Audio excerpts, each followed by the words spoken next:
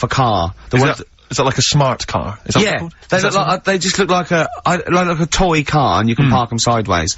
Is there any room for two people? Yeah, yeah. It's just like the half of the front of a Volkswagen just cut in half, right? And I saw one going on Oxford Street, and it's a police car, a real police car, right? Really? Yeah, and.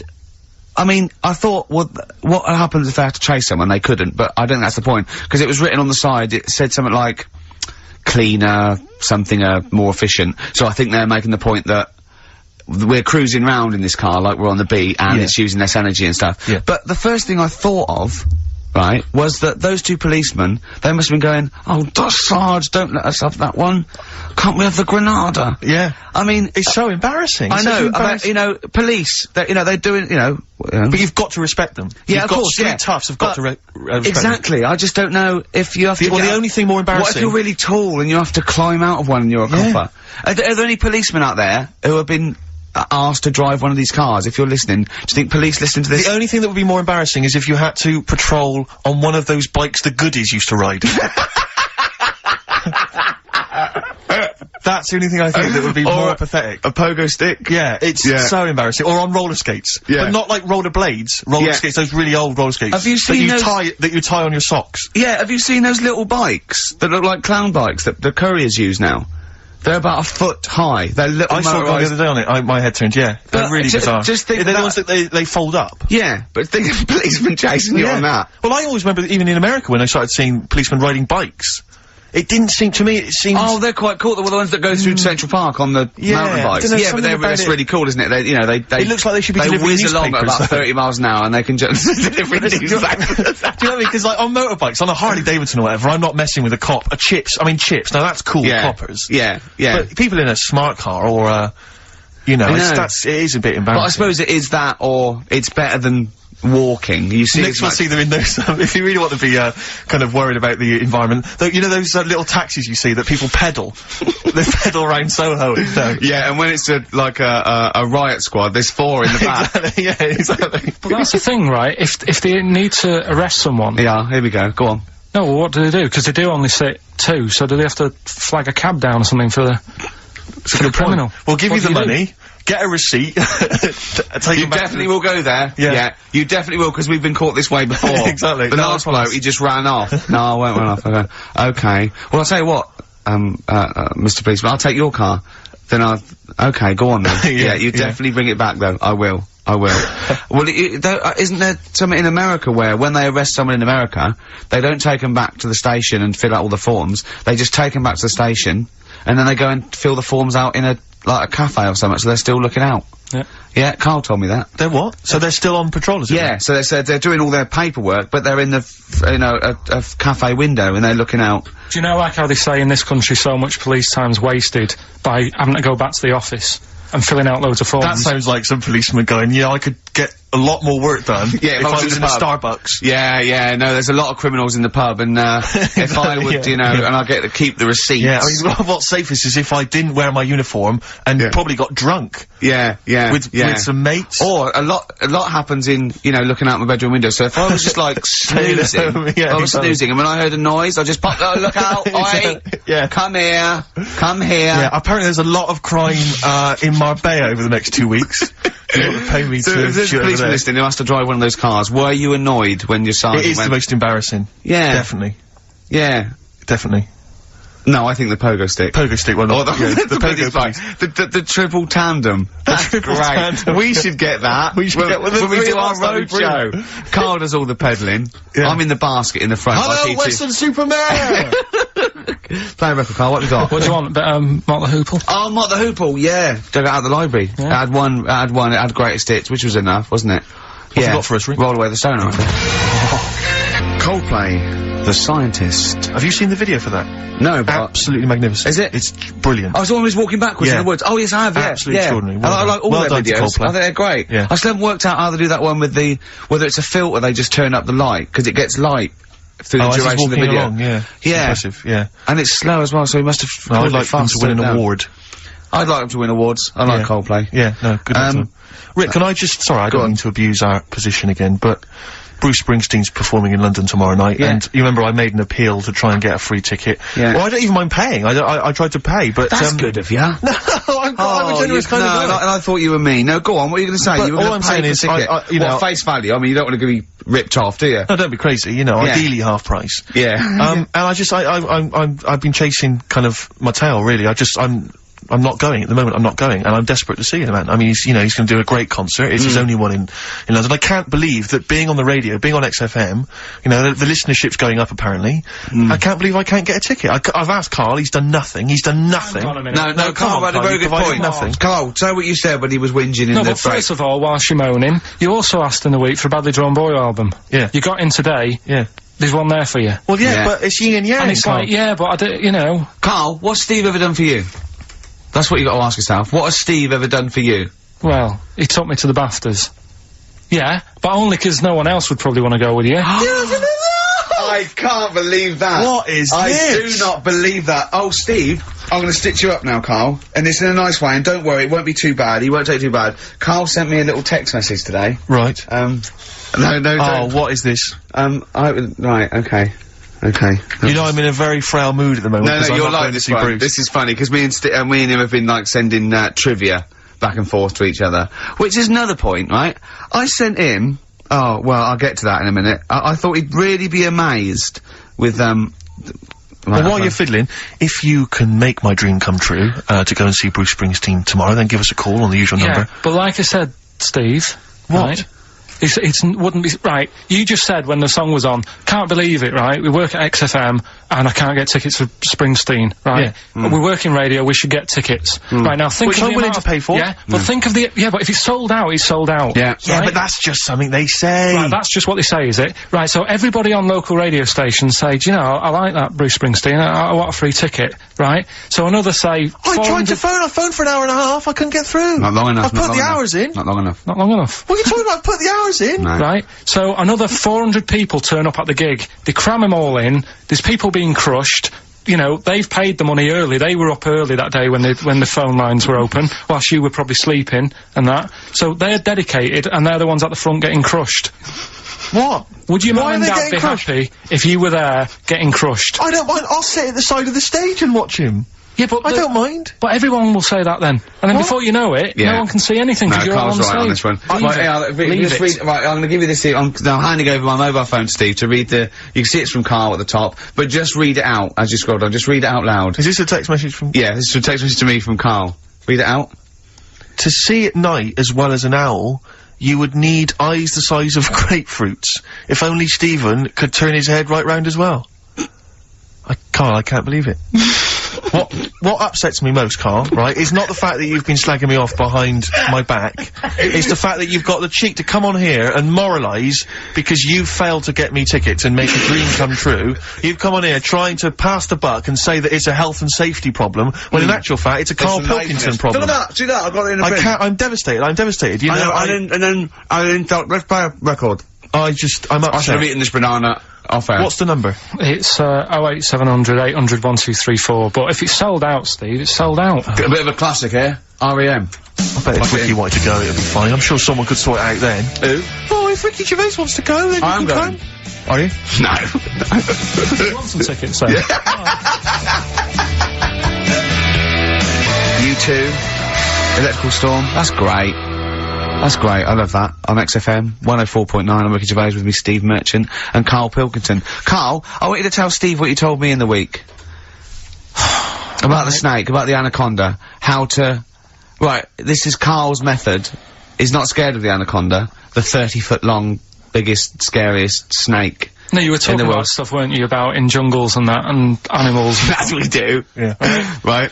And I remember reading about... Say if you're in the jungle and you get tired and you go to sleep, right? And you sort of wake up and you feel something on your leg, and you look down, and it's an anaconda, right?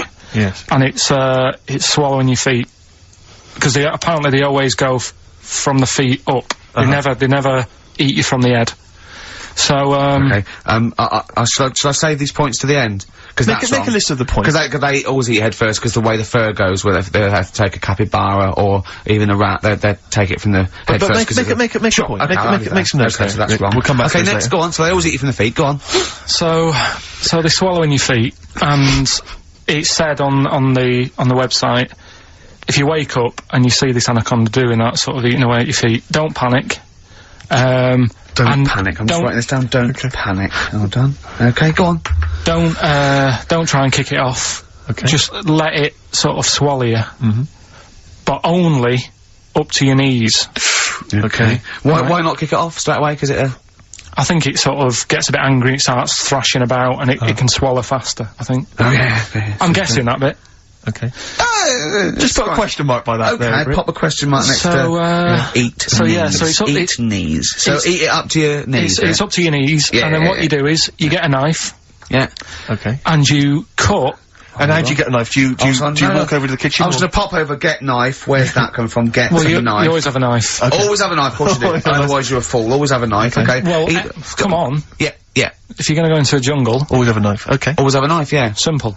Could I just suggest a minute? You know, suppose you're wearing combat trousers, and the knife is actually in the trousers by the knee, the sort of pocket by the knee. What happens then? I suppose you could still reach in, into the mouth, couldn't you? So anyway, you've got a knife. Let's say you've got a knife. Let's say you've fallen asleep, the anaconda's chewing your feet, you let it eat up to the knees, you've got a knife, what do you do then, Karl? Right. So it's up to your knees, and what you do, you get your knife that you got out of your pocket earlier, and you cut it at the mouth, right? Do you know, like either side of the lips? Right. So you're sort of cutting it in half. Right, like a Chelsea smile. And it can't, yeah, that's right. Yeah. It can't do anything. It wasn't ready for that. It can't move about because it's got, like, your legs in its mouth. And peel it off and walk away. Okay. My main point, really, is this, Karl. Never will an anaconda or any constrictor, python, boa constrictor, just start eating a sleeping man. He will crush you to death first. That's why they're called constrictors. They're not called gobblers, are they? Or holy swallowers. They're called constrictors. Why would he start eating something? Is that how they take down antelope? Just start chewing their leg? Oh, it's gone off. I'll tell you what, lads. They get together, this next one, they said, I'll tell you what, we're losing a lot of prey by just living at their ankles. They're running away. Let's crush them to death first so they can't move, then we can swallow them. You're a fool. So anyway, right, so I was telling him this bit of information because we started a feature last week. Well, week before. Sorry, Karl, can we just go back to the crushing you to death first? Yeah, but, well, I read it. He's won there. He's beating you there, Rick. Okay. Did it say what to do if it starts pushing you to death first? No. Did it say what to do? Supposing it had this meeting, and it started crushing you, and you woke up and it was actually round your chest. And every time you tried to take a breath and breathe out a little bit, it just tightened its grip, because it can feel that. What'd you do then? You sort of tighten yourself up anyway, because I've read about that. Yeah. If one does start wrapping around you, you sort of make yourself into a ball, first of all, and it'll wrap around you, but it's alright because you're protecting your lungs, so it can't crush you, and then you just sort of shout for help. And you shout help with this 30-foot snake. Do you know how it works? It gets as tight as it can, it can feel it's actually as tight as it can, right? With these huge muscles, right? Yep. Right? When you leave a bit of breath out, it tightens again.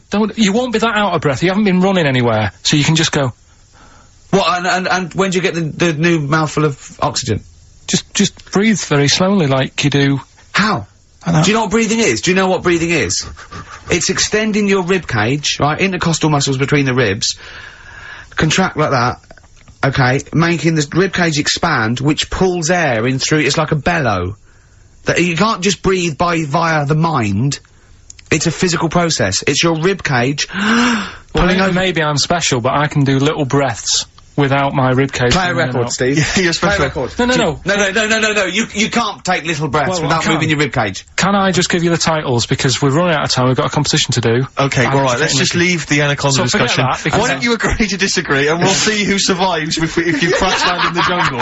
Right, so, What is this? What are you doing now? this is Educating Ricky, right? Oh, good. I'm going to look forward to this. Yeah. 3 topics that I teach you every week. Yeah. Now, obviously, I should just remind people, you normally summarise each of these in a kind of bullet point heading, which you tease us with, so Yeah. what have you reduced them to this week? Right, we've got, Stocking, Aitken and Waterman. Stocking, Aitken and Waterman. Good. Yeah. What else have we got? We'll just start out on there. We've also got, what else is it? It's not his vault. Yeah? It's not what? It's not his vault. Okay. Yeah? And we've also got Get a Lobe of This. Get a lobe of this. Yeah. Carl, they're genius.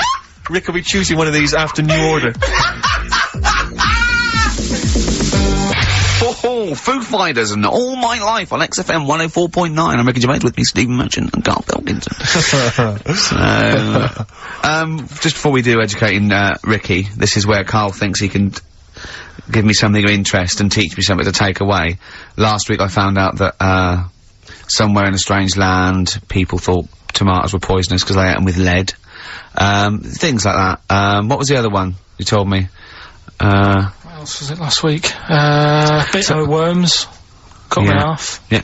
Oh, I sent him a text message. I was on the train, a bit bored, and I read in, I think it was Metro, scientists have found out that worms get stressed, and they found out that the fat ones didn't live as long, and when they checked the thin ones that lived longer, they found out they had a gene for de-stressing them. Right, Karl, do you remember what you said? No. He went, well, that's stupid, isn't it? He said, did these other ones die of natural causes? I went, yeah. He went, alright. Because it could be that the fat ones couldn't get off the pavement quick enough and got squashed. So maybe the scientists go, yeah, we didn't... yeah, they come to think of it, they were flat as well as fat.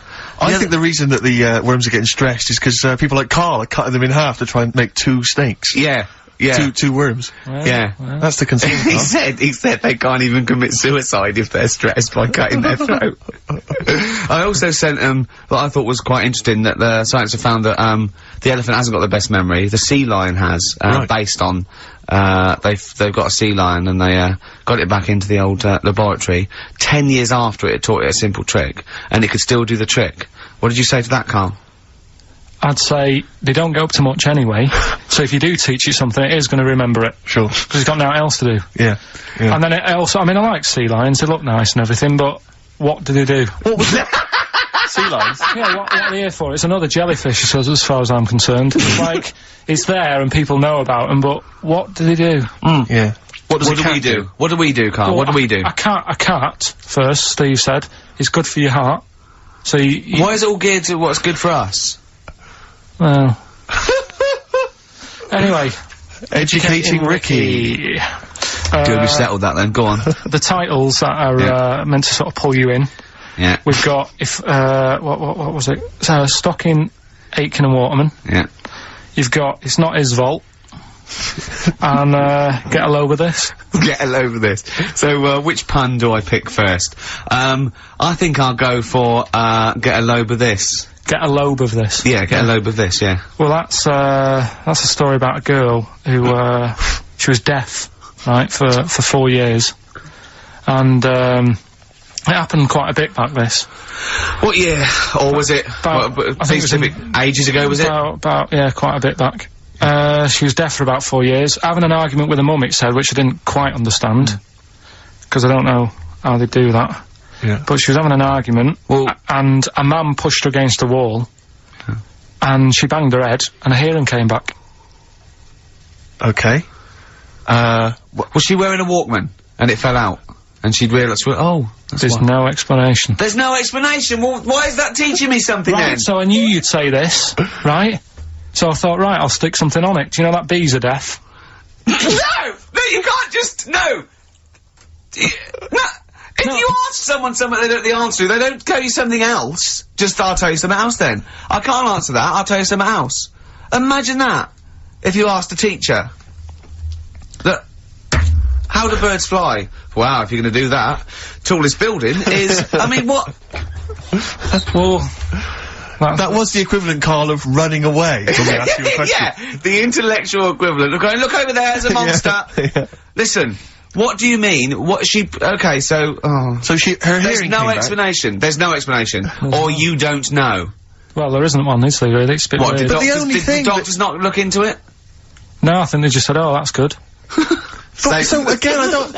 Where did this information? Is that if you read this on the net? Is that all they put on the net? There was once a deaf woman who hit her head and she and her could hear. hearing came back. It was bizarre things about being deaf. Was there three Yeah. Was there I've got that book. Yeah, it's a good book. That Was there three Yeah. more pages you just couldn't be bothered to read off? Yeah. No, it was just a little bit, and it Was there a said- little picture, a cartoon picture? No pictures. I just We read going, it. ow. Look, Ow, if you I don't can want to hear. know, if you don't want to learn, you know. Yeah. Okay, it's not his fault. Let me have it's not his fault. You gotta save this. This has got to teach me something. It'll be an interesting story. Right, it's not his vault. This fella. What year? Ages ago? Olden times? I'd say in the 70s. Okay. Would you? Any evidence for that? And, Does he wear flares in the story? Right, Is that this your is- reason? no, it's a bit like Yuri Geller, this fella, right? Where he's electric. He's electric. And, if he walks past the telly would fizz. If he walked past the radio, it all goes like that. Oh. His hair stuck up all the time. And he'd be having a bath and everything would be alright, and then the power would sort of switch on in his body, and the electric in his body made him jump out of the bath. So... What do you mean so? What is that so? What does that so mean? You've given us nothing. You've given us nothing. You'd have to at least give us the scientific explanation. Yeah. Electric eels have 400 volts in them. Oh, is this the running away again? What was that one called? Yeah, but but It's not his vault. but there's a reason that not his fault. It's not his fault. I thought it was going to be something about. I think we should do these the other way round. I think you not should his tell us fault. the story and then we'll hear the pun. It's not his fault. It's not his fault. Right, let's leave it. Play a tune. Forget it. Educating Ricky. Doing it. We're not doing it. No, we are. Oh. What? Don't look at me like that. Oh, Karl, you're in a bad mood. The Coral, I'm all right. dreaming of you. Right, do the last one. Do the last one. Carl's saying we're never doing this again because we don't appreciate it. Yeah, Karl, you don't know how good this feature is, mate. Right, last one. Yeah. Stocking, Aitken and Waterman. Go on then, tell me about that one. What's that? What am I going to learn from this? Right, well, do you know the saying, pot of sock in it? I like it already. Do you know the saying? Yeah. Right, well, do you know where it comes from? I assume it's shut up, so I'll stuff your mouth with a sock to shut you up. Years ago. Yeah. Sorry, am I right? No, not really. Ages ago. 1970s? 50s, Okay. I'd say. Do you know the old, I'd say. do you know the old gramophone? Yeah. With the big horn on it? Yep. Yeah. Right, well, those stereos didn't have a volume control on them. Right? So they'd be listening Oh, to so you their put a album, sock in the... and you mute. put something like a sock. That's a real one, you see. That's taught me something. That's good. That's excellent, Karl. That is the only one that counts, like chewing the fat, if they're true. I'm assuming they are. It works. It's of interest. I haven't got it verified yet, but that is educating Ricky. That's brilliant. I will say, the other two were more entertaining. So, you know, I don't... Do you understand the distinction, though, between that one and Electrical Man? And, or I've hit me head, I can hear you, mum. Yeah. Can you see the difference, though? Or... Not all really, three- because when I read all three, I took something away from all of them. What did you take away from the the other Electrical two? Man? I just thought, oh, imagine that. Imagine how annoying that would be. But that's Yeah. not education, is And it it's really? not taking anything No, but away. Think about it, right? We take our lives for granted all the time, don't you? You get up in the morning, it's like, oh, I'll get up and walk for a shower. Some people can't walk, right? Yeah. This guy, he can't even have you know what I mean? It's nice to have a bath, isn't it, when you got time on your hands and Yeah. you can relax. This guy can't even do that. He might be alright for a bit, but he's not really enjoying it, because at any moment, it could strike. Yeah. So, he can't even do that. He can't comb his hair, because it keeps going a mess. Yeah. He can't watch his Nor can favourite- you. No, he can't. Does he fight crime? What does he do with his powers? I think he just has to sit around, because he can't work with machinery. Right. Because he'll probably blow a fuse. Yeah, so he just sits around. Think about it, what can he do? Mm. What normal things can he do? Skateboarding. Going for long walks. Yeah. Put a wetsuit on. Well, he couldn't do that. Why? Ooh, water and electric. No, wetsuits aren't actually wet. They're dry initially. Just put a whole wetsuit on and walk round with flippers and A rub the wetsuit's sole. not like a dinner jacket that's like really wet. Well, Yeah. all I'm saying is think. Do you know what I mean? Oh, okay. And what was the other one again? The girl's deaf, 4 years hits her head. Yeah. That's just. What have you learned from that? What is that? Well, imagine how happy you'd be. Remember that time when I nearly died when I choked on a Mr. Freeze pop? Right? No, tell us that one again. No, I told you, didn't I? Tell us again. Yeah, but the people will remember it, and then it's. They weren't listening. Go on. What happened? It was ages ago when my mum and dad used to go out shopping on a Friday. 1970s? Get the food in. get a week's load of food in the cupboard and that, and we'd, you know, they'd come in with all the food, and we'd all be like, oh god, you know, there's no food left on a Thursday really, so we'd all be hungry on the Friday by the time the food got in. I love that, And but I'd be they wouldn't like- eat it. I imagine him like jackal puppies. Yeah. Just like licking your parents' mouth for food as they So- come through the door. So they come in from the supermarket, they're emptying the box. Our kid had got some biscuits and what have you.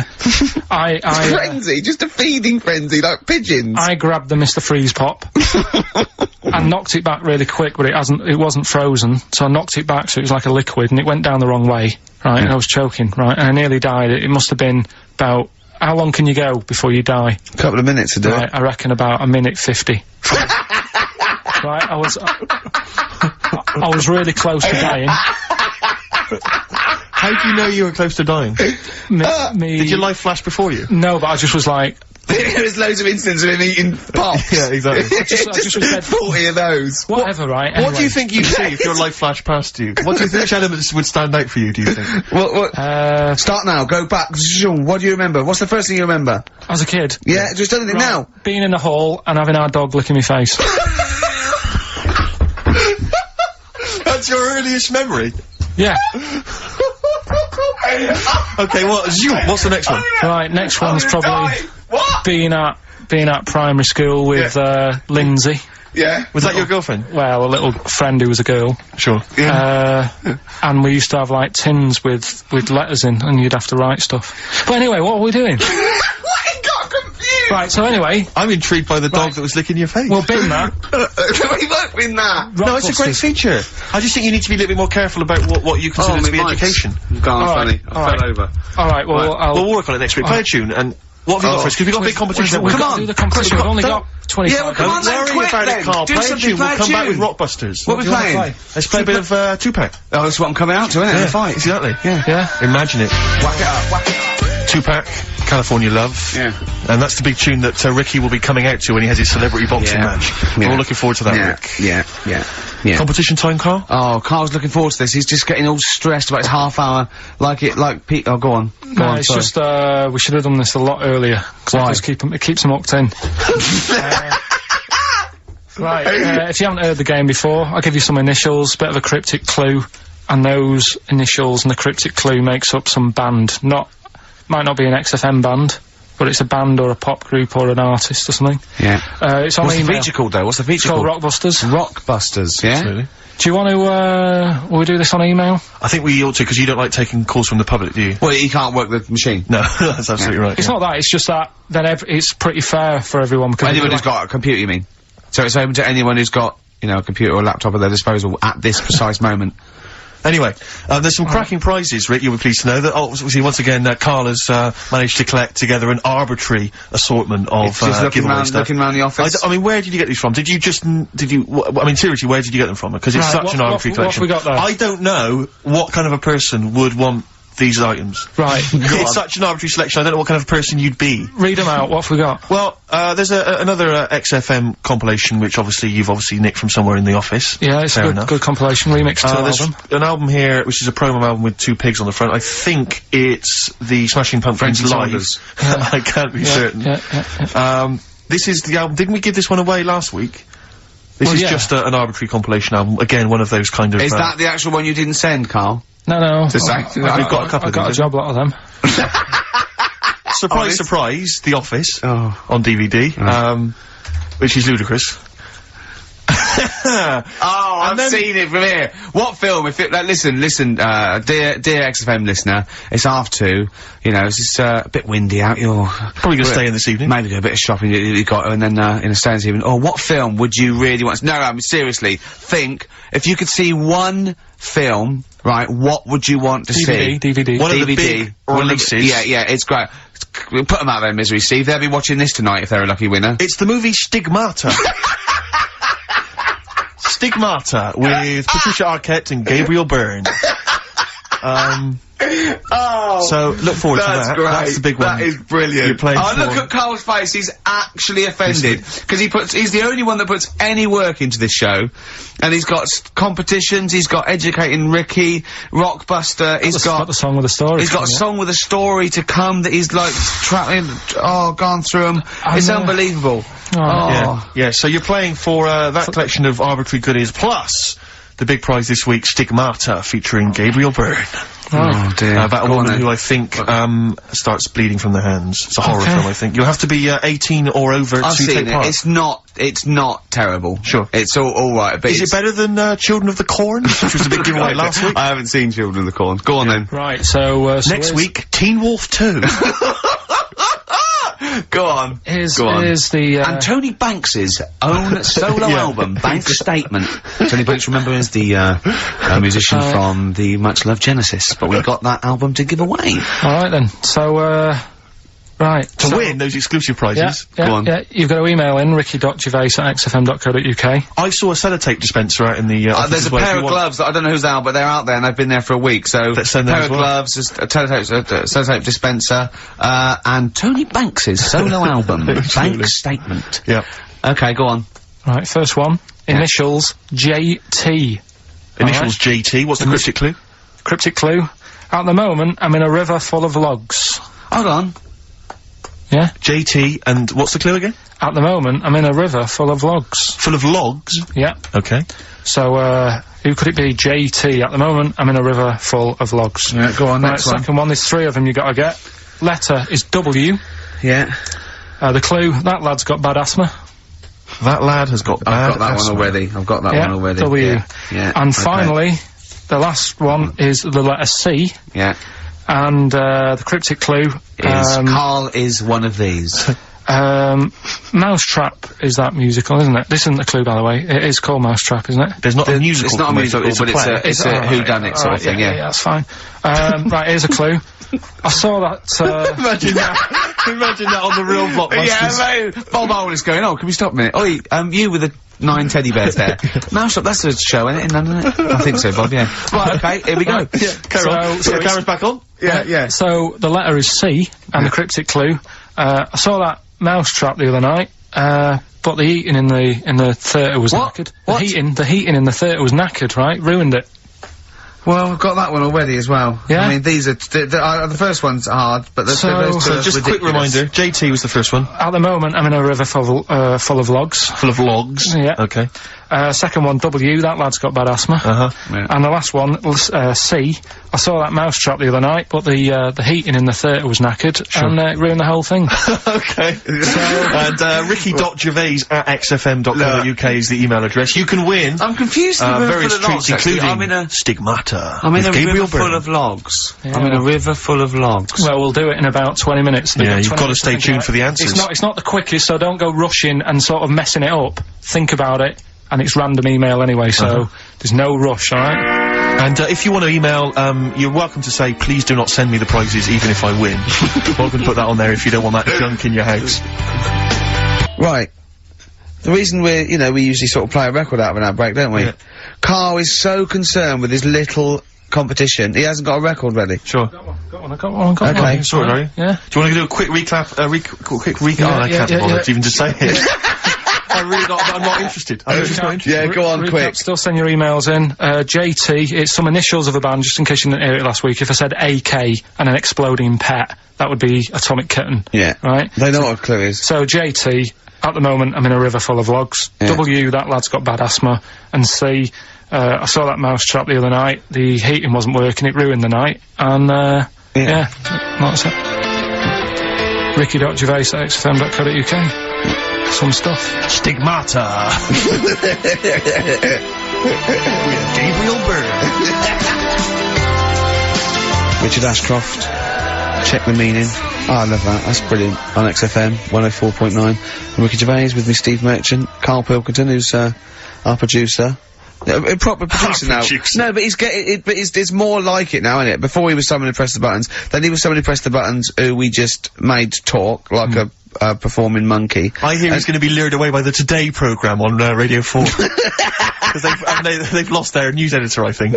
Educating Ricky, quite topical. Absolutely. It is, isn't it? Yeah. So when you say topical, this is topical. Well, this happened ages ago. Yeah. Your words, not mine. Have they got a Ricky who works there? We can look into that. So this is the big prize they've got to be given away, Rick. They've got to be given away. This is Rockbuster.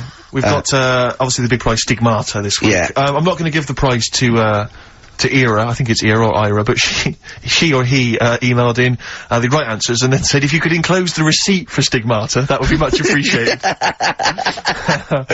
I'm amazed by the number of responses we've had. And someone wants a copy of Tony Banks's solo album, which I was mucking around, so we better buy that in the week to give it away, because I think that'd be an amazing prize to give away. If you just give the clues do the clues and then just give the answer. Come on. What the answers are. Right, well, the one that everyone was struggling with was the first one. Yeah. I'll save that, so we'll go to the second one. W. Yeah. That lad's got bad asthma. Yeah, we know that. That was Weezer. Yeah. Good one, well done. The last one, C. The clue was, I saw that mousetrap the other day. The heating was knackered in the restaurant. Yeah. In the restaurant? In the theatre. Yeah. And it ruined the night. Yeah. So it was a cold play, wasn't it? Yeah, that's a cold play. Yeah. And, JT, at the moment, I can't think of this one. At the moment, I'm in a river full of logs. Well, I had to say there were some wrong answers. What was it again? It was Justin Timberlake. Justin Timberlake. We had some wrong answers that included Jethro Tull and James Taylor. I don't know how that relates to it at all. I'm annoyed at Lake when he clearly said river. I mean, that's the first thing that cropped up. Not I'm in some water full of logs. At the moment, yeah, I'm in some water full of logs. But he actually had to say river, so not lake. That annoys me. I mean, I didn't get it, fair enough. I should have worked it out. I should have tried to think like you. A lot of people obviously think like you, which is, which I'm, you know, worried about. But yeah, James Taylor is great. James Taylor. Just someone guessing. Yeah, James Taylor works. Have we got a winner, Steve? He's just gonna randomly pick one. I did have a winner. I've just lost them. Oh. Needless to say, that lucky person won't be watching Stigmata tonight. Just randomly get it's a draw, by the way. It's not the first one. Okay, I'll just. I said to Karl in the break, I said, "Is the first one in?" He went, "No, I don't want a competition that relies on speed because I don't want to be rushed." Okay. So randomly click on someone. I'm just going to randomly click on one. Go on. They've not put an address. Well, what we can do, we can email back and say, send us your address. Well, of course you can. I think if they haven't put an address. Well, no, let's read it out. Alright. Yeah. Chris Beaumont.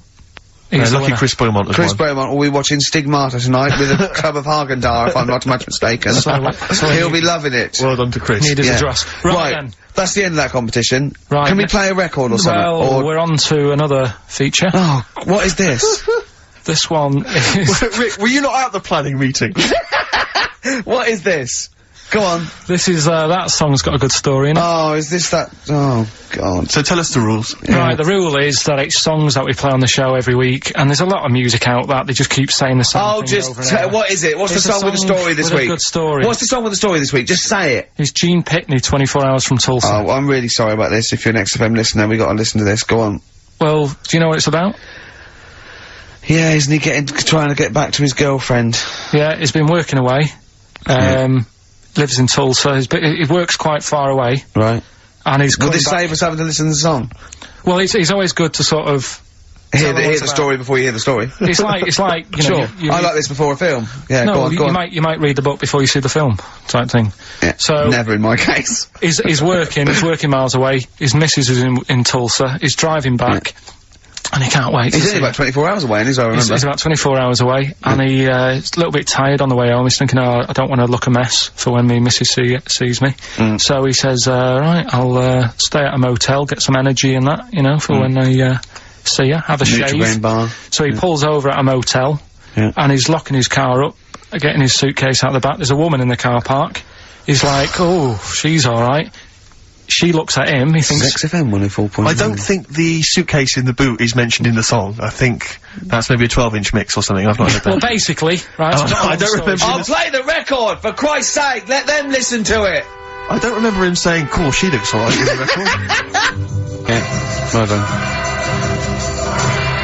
Yeah. 24 Hours from Tulsa, Gene Pitney, Song with a Story. You are quite upset by the lyrics of that song, aren't you?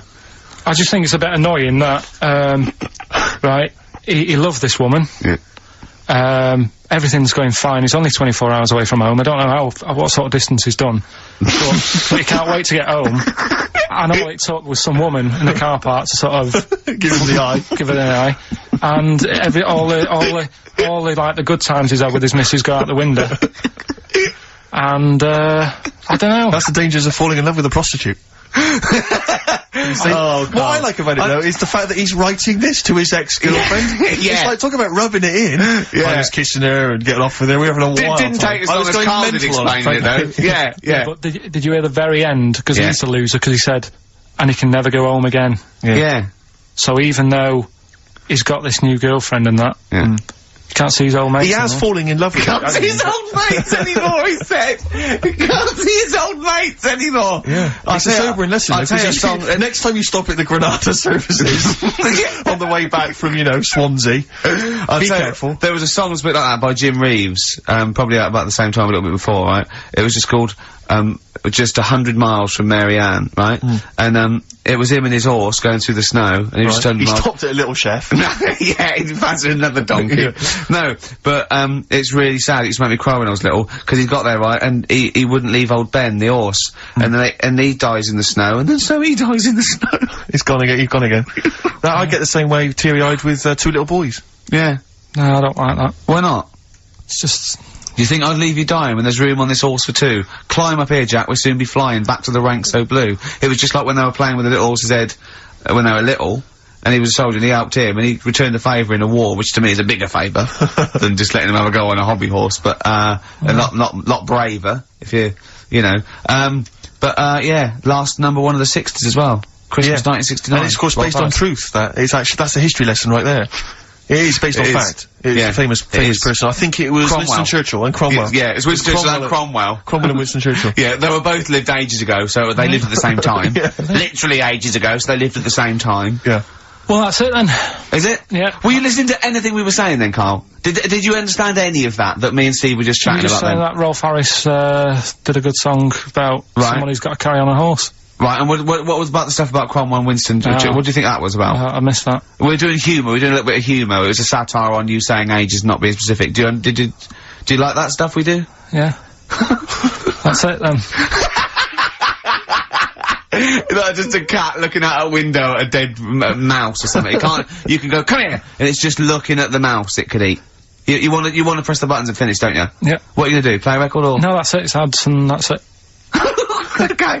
Great. Goodbye. What a wonderful ending. That was the way we went out with a bang. And Envy on XFM 104.9. I'm Ricky Gervais, with me Steve Merchant. Absolutely, yeah, hello. That clang you heard there isn't Karl. No. Karl's away. It's Sturgis. Claire Sturgis is here. Yeah. You'll know her from the Claire Sturgis show, but we know her from our early days on XFM, and, you know, we're good friends. It's sort of like, old times, isn't it? And Karl is, had a little surprise birthday present. What's the story with this, Claire? Because I don't know about this. Do you know, I came in on Monday expecting to see his little smiley face, as usual, and it's always not here. What do you mean? So, apparently his girlfriend had surprised him and dragged him off to the Caribbean for a week. Wow. No, Canaries, isn't it? Oh, I mean, I don't know. He likes the Caribbean, he likes the crabs. Yes. Yeah. I thought he was bored of the Caribbean. I thought he didn't enjoy it last time. No, he loved it, didn't he? No, I don't think he did enjoy the crabs. Tunisia he didn't like. Right. He's been travelling, hasn't he? I know, yeah. He gets He didn't like Tunisia because there's flies the size of matchboxes. Of course. And, and, midgets in the kitchen. No, there's nothing wrong with that. Yeah. Midges or midgets? Midgets, he said. Right. It was midgets. He wasn't saying anything bad, he said that there were lots of midgets in there. Lots of midgets in the kitchen. And I thought he'd gone away to some sort of, like, theme holiday. Yeah. But, no, this is, I think, Gran Canaria, or the Canaries, or whatever it's And called. how old is Karl? 30. Is he 30? Is 30 last week, I think, yeah. Oh, so it was actually a birthday present. Oh, yeah, it's a big deal. Yeah. Okay, I just so, thought, but that's alright. So have you got a competition that you can, regale us with, Claire? 'Cause obviously Karl provides a lot on this show. Hold on. We could do White Van Claire. White Van Claire? Yeah. Are you familiar with this? We ask you questions, topical questions, just getting your opinion really on the week's news. Okay, yeah. It's on the spot. If you look forward to that. But you know I'm a little bit, you know. A little bit simple? That's fine. Just a little bit, you know. What? I always sit on the fence. Oh, right. Well, don't sit on the fence. You see, the worst thing there was she was saying I'm a little bit like, you know, liberal or undecided. You went simple. Yeah. You assumed. I didn't know. I thought I'm a little bit, coked up? I don't know. Who knows? It's Sturgis. Anything could be possible. But the other thing is with Karl, we didn't know how good value Karl was until we asked him sort of intelligent questions. True enough. Yeah. Because he looks quite intelligent. Well, this is it. I mean, so the thing with you, Claire, is I don't think we've probed you enough. We don't know what, your views are on a lot of things. Enough, but we don't know what your views are, This is what I'm saying. We don't know where you stand. I mean, don't sit on the fence. This is the new Claire Sturgis. Okay. Yeah. Okay. All right, we're going to delve deep, find a personality in there, Claire. Let's go back to the old days. How about a bit of the Smiths? That was beautiful, Rick. Go on. Oh, you've been practicing Cemetery Gates. Lovely. Smiths. Cemetery Gates. It's a lovely tune, lovely song. There's one bit that worries me about it. It's sort of like a teacher warning. It goes, if you must contrive prose and poems, and the words you use should be your own. Don't plagiarise or take on loan. It's sort of like, what are you telling us now for? Yeah. Sort of like a lot of people there going, thanks, Morris. Yeah, that's not mine. That's Wordsworth. Right, I'm going to write my own. Yeah. It's weird, isn't it? Queen is Dead, though. One of the great album titles. It's not my favourite album. It was voted best album. But the Smiths, what I love about the Smiths, they just seem to get like the Smiths is just a brilliant name. Yeah. Don't you think it just captures everything about them? You know, we've got a thing about bad. Yeah. Well, I was watching VH1 Classic Smooth last night, and I love it. Absolute joy. Sade always on. You can always get a love a bit of Sade. But Foreigner were on. Oh yeah. I've been waiting. Yeah. And well, I don't know I can't remember which tune it was, but the album I noticed it came from, classy album title, Agent Provocateur. Oh. It makes my skin crawl. But I also, from the album Agent Provocateur. I imagine there's a band called Agent Provocateur, and they're from Wigan. It's a girl singer. She's 35 in a tight dress, and it's 4 blokes with ponytails. Yeah, exactly. Yeah. Doing covers. Yeah, exactly. Yeah. Here's what you may remember. Then they play a wedding. They go, we're not doing a wedding again. There was people. There was cake being trodden in. There was kids. Children were just sliding across the parquet floor. They weren't listening to the music. But well, we've got a gig at the Marquee coming up soon. Yeah. It's endless guest list, £5 in. Agent Provocateur. If your band's Agent Provocateur or Agent Provocateur, have you ever been in a band called Agent? Yeah, but that's got to be one of them because it's not. I don't know what that title says. I don't imagine Foreigner. I've got that sense of intrigue and. Well, one of the worst names. Right, okay. To Pal. Right, it's the worst. Let's start worst album titles. Okay, I'll kick off with To Pal. Bridge of Spies. Oh, Bridge of Spies. Is that the one that featured China in Your Hand? I assume so. I don't think I did too many. Bridge of Spies. Who did Bridge this of album? Spies. Who did this album? Beggar on a Beach of Gold. Beggar on a Beach of Gold. It's got the likes of Collins written all over it, but I know it's not very Collins. Close. Mechanics. Mike and the Mechanics. Yeah, of course. I don't know what that means. Good old Mike. He's a beggar on the beach of gold. Just look around. There's some money. He's saying, don't be a tramp. There's some money there, mate. I don't know what it means. I think he means that everyone else is rich, but he's still poor. Yeah. I like it. Yeah. Oh, it's a bit deep for me, Steve. Maybe you just need a little asterisk at the corner and then a little explanation at the bottom of the record cover. I'm thinking about this. I'm not quite sure what it means. Oh, he's very poor emotionally. Chumbawamba. Well, you know, what can I... Uneasy listening. Yes! I bet it was from the Chumbas. Are they still cracking on? Are they? Because they used to live in a squat. They've done about 400 albums, them and the Levellers. Yeah. Who's the best, Chumbawamba or the Levellers? So, good question, thanks for asking that. Yeah. What's the telephone number, Claire? It's 08700 800 1234. Or you can email ricky.gervais@xfm.co.uk. Worst album titles ever. It's like real radio, It's just like Chris Moyles. It is, isn't it? Exactly. Oh. You've got the big fat guys on the telly. Yeah. In here. You know. And his well? kind of cheeky sidekick. And my Comedy Dave. You're almost as funny as Moyles. Fingers crossed one day. Right, Sturgis, you've brought in a record, haven't you? What are you going to play? Well, What's this all about? Do you know what, like, a bootleg is, Ricky? Oh, what are you talking about? Oh, I've snapped a lot of them up on white label. Yeah, go on. Okay. Well, no, this is quite a good one that Ian Baker bought in the other day. Sure. It's a bit of Dre, a bit of Snoop Dogg, mixed in with Crowded House. I thought you'd love it. Hold on. The juxtaposition there is exciting in itself. That's true enough. Play it.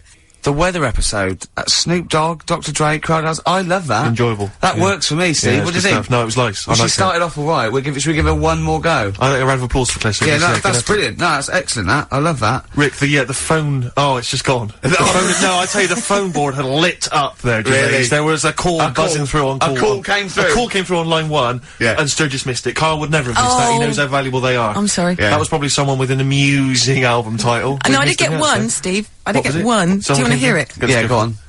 Okay, this is from Al, who says, what about this? H to H-E, who am the only one. Sorry, H to H-E. H-E. Who am the only one. I don't know what it means. No. Van de Graaff generator. Oh, well, no wonder. That's the thing that one of those things at the museum that you wind up and you touch and it makes your hair stand on end. Yeah. That's the scientific thing, isn't it? Sure. I've given up, Steve. Yeah, no, Do you know, that didn't really make me laugh either. I'll be honest, I'm thinking that the whole kind of amusing album titles thing we should abandon. I thought that as I said it. To be honest with you, I thought it was easier than this. I mean, Chris Moyles makes it work, that kind of crazy comedy, let's try radio magic, but obviously and I don't think our listeners are into that stuff. I just don't think they can be bothered to get to the phone. I don't think a lot of them are able. I think a lot of them are, you know, do you remember when we spent about 3 hours trying to get to through to the Chris Moyles show? Vaguely, yeah. What was the He was doing this, competition, and it was song titles with golf, about golf. Like, so we go, like, Drive, the cars, and that. And I was getting so excited, I wanted to phone up and go, Duran, golfy, golf. And I just thought, it might have lasted, oh god, Yeah, it probably cost me about 30 quid just to ruin Chris Moyles' competition. Yeah. That was a long time ago. Yeah, those were the days when we realised, you know, he was a great talent and one to watch. Yeah. Before we'd enjoyed his new TV show. But, anyway. Yeah. Let's not. No, that's cheap. It's cheap. It's cheap. Yeah. Anyway, what should we talk about now then? Because that all went well. No, I mean, that's 20 minutes. That's 20 minutes done. Fantastic. And we've nailed amusing album titles. We've done that. That's fine. So we need a new gimmick now. I'll tell you what. Wait. You know when you go out, you take an umbrella out. You leave the house, you've got an umbrella. You got an umbrella, right? Yeah. And it's a really sunny day. Yeah. And then you come out and you go, I wish I hadn't bothered with that because it's in the way. But then, right, imagine when you go out, right? It's raining. No.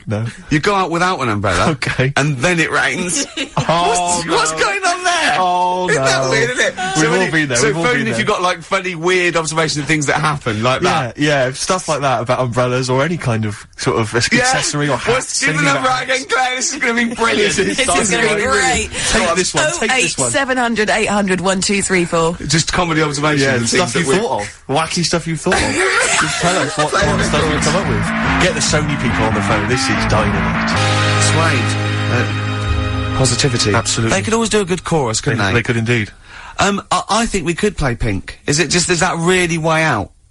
You're saying that it'd Pink, be wrong? you can't play Pink. I like that new one. Yeah, but whether or not it's in the building. No, not that one. Get the party started. Do you know who that's written by? Do you know who that's I'm written by? trying to call the nurse, but she's being a little bitch. This will be interesting. You know, let's get the party started, I'm coming up. Yeah. You know who that's written by? Well, the way you say it sounds a bit like, is it, is it Radiohead? Tom York, you're thinking? No. No. Let's get the party started, I'm coming up. I'm I'm coming up. Careful, I'm coming up. Let's get the party started, I'll have one more guess. Is it Johnny Rotten? Is it John Rotten? But this is the truth. It's written by that woman with the goggles and the big hat that used to be in Four Non-Blondes. Is it? It's written by her. You're not thinking of Snork, are you? No. Banana Splits. No, I oft got the two confused. Yeah. But, no. Sorry, Goggle and the big hat. She had a big hat, didn't she? And a pair of goggles exactly and kind of sort of a sort of Jippo look about her. What do you mean goggles? You can't say Jippo. What do you mean goggles? What's the correct word to say? Gypsy. Jippo is, it's a terrible derogatory term. It's like... Well, she looked like some kind of scrounger, and, she sort of had, like, matted dreadlocks, and... Selling clothes pegs? Listen... Lucky Heather.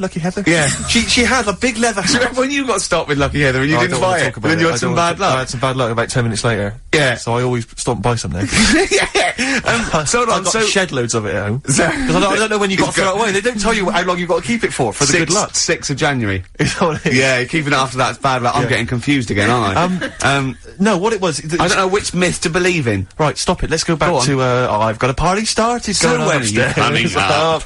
Yeah. That is, as I say... Fleagle, is that her name? No, that's one of the banana splits. Now you've confused me. Fleagle's the one with the big teeth and the goggles. Right. Snork is the one with basically. To be honest, I think it's an elephant. Okay. I think they've pretended they've made up an animal. There's so many people listening who don't know who the banana splits are. The banana splits. The banana splits. Right. Listen, yes, they know the banana splits are, and even people under 20 know, right? Snork, Fleagle, Drooper. Who was the other one?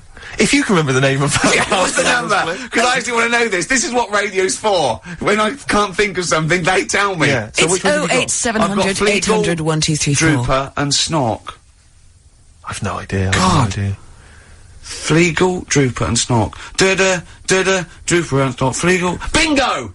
Nice. Well done. Don't bother calling. Sorry. That particular tragedy or that has been avoided. Bingo. I don't know what bingo looks like. Yeah. There was one. Anyway. There was one that had sewn up eyes.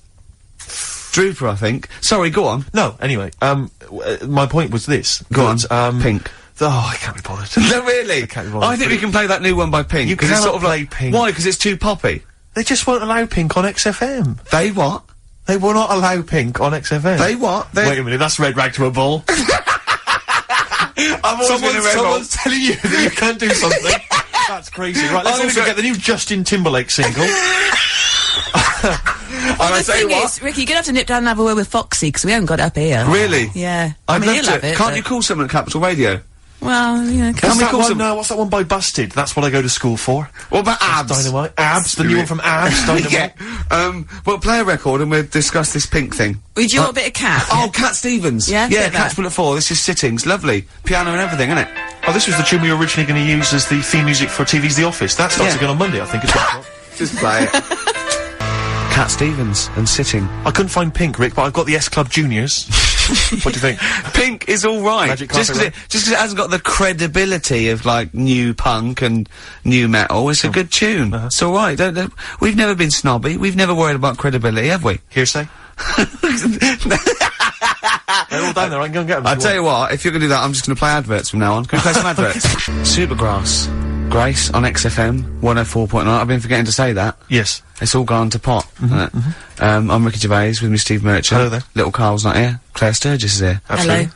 Yeah. Cracking. Yeah. Now, I think we can play Pink, you know. Well, I don't know. I mean, I don't want to be responsible for it. No? I mean, I don't have a problem particularly with the lady. You know, she's made a good effort with it, and I think, but apparently it's either number one or it's likely to be number one this week. So it's not that rebellious. Me playing this. It's not particularly rebellious. No. But I don't know. I mean, what worries me is that whether the audience will turn against you, and that you'll lose all musical credibility. Have I got any? No, I did have any. Very little. Really? I had an email just now, and I think maybe this answers why we didn't get very many calls about the give us a crazy band name or an album title. Think about the number? No. They think maybe they're all at the march, the big march, which makes a lot of sense because I would imagine a lot of the sort of losers that listen to our show. What's the march? Probably about? Also agree that they should go and protest about a war. Oh, it's the anti-war march. It's against the war. So, well, I don't really know the ins and outs of this whole thing, really. I mean, it sounds like it's a long way away. I suppose it's like, yeah. They were asked if they wanted a war, and they said no. Is that so bad, Steve? Yeah. No, I mean, good luck to them. I don't think it's going to have much effect, to be honest. You don't think? No, I don't really believe in that. I don't think he's worried in the slightest. A couple of sort of dropouts and some sort of junkies are in the streets, you know. Well, you say that, but what's their names? Specials, Free Nelson Mandela. 8 years later, he was out. That's true enough. So that's absolute. I forgot about that. I think they were. Yeah. And Live Aid sorted out world hunger. Yeah, that was done. So that was. But I see the difference there is Ebony and Ivory, no more racism now.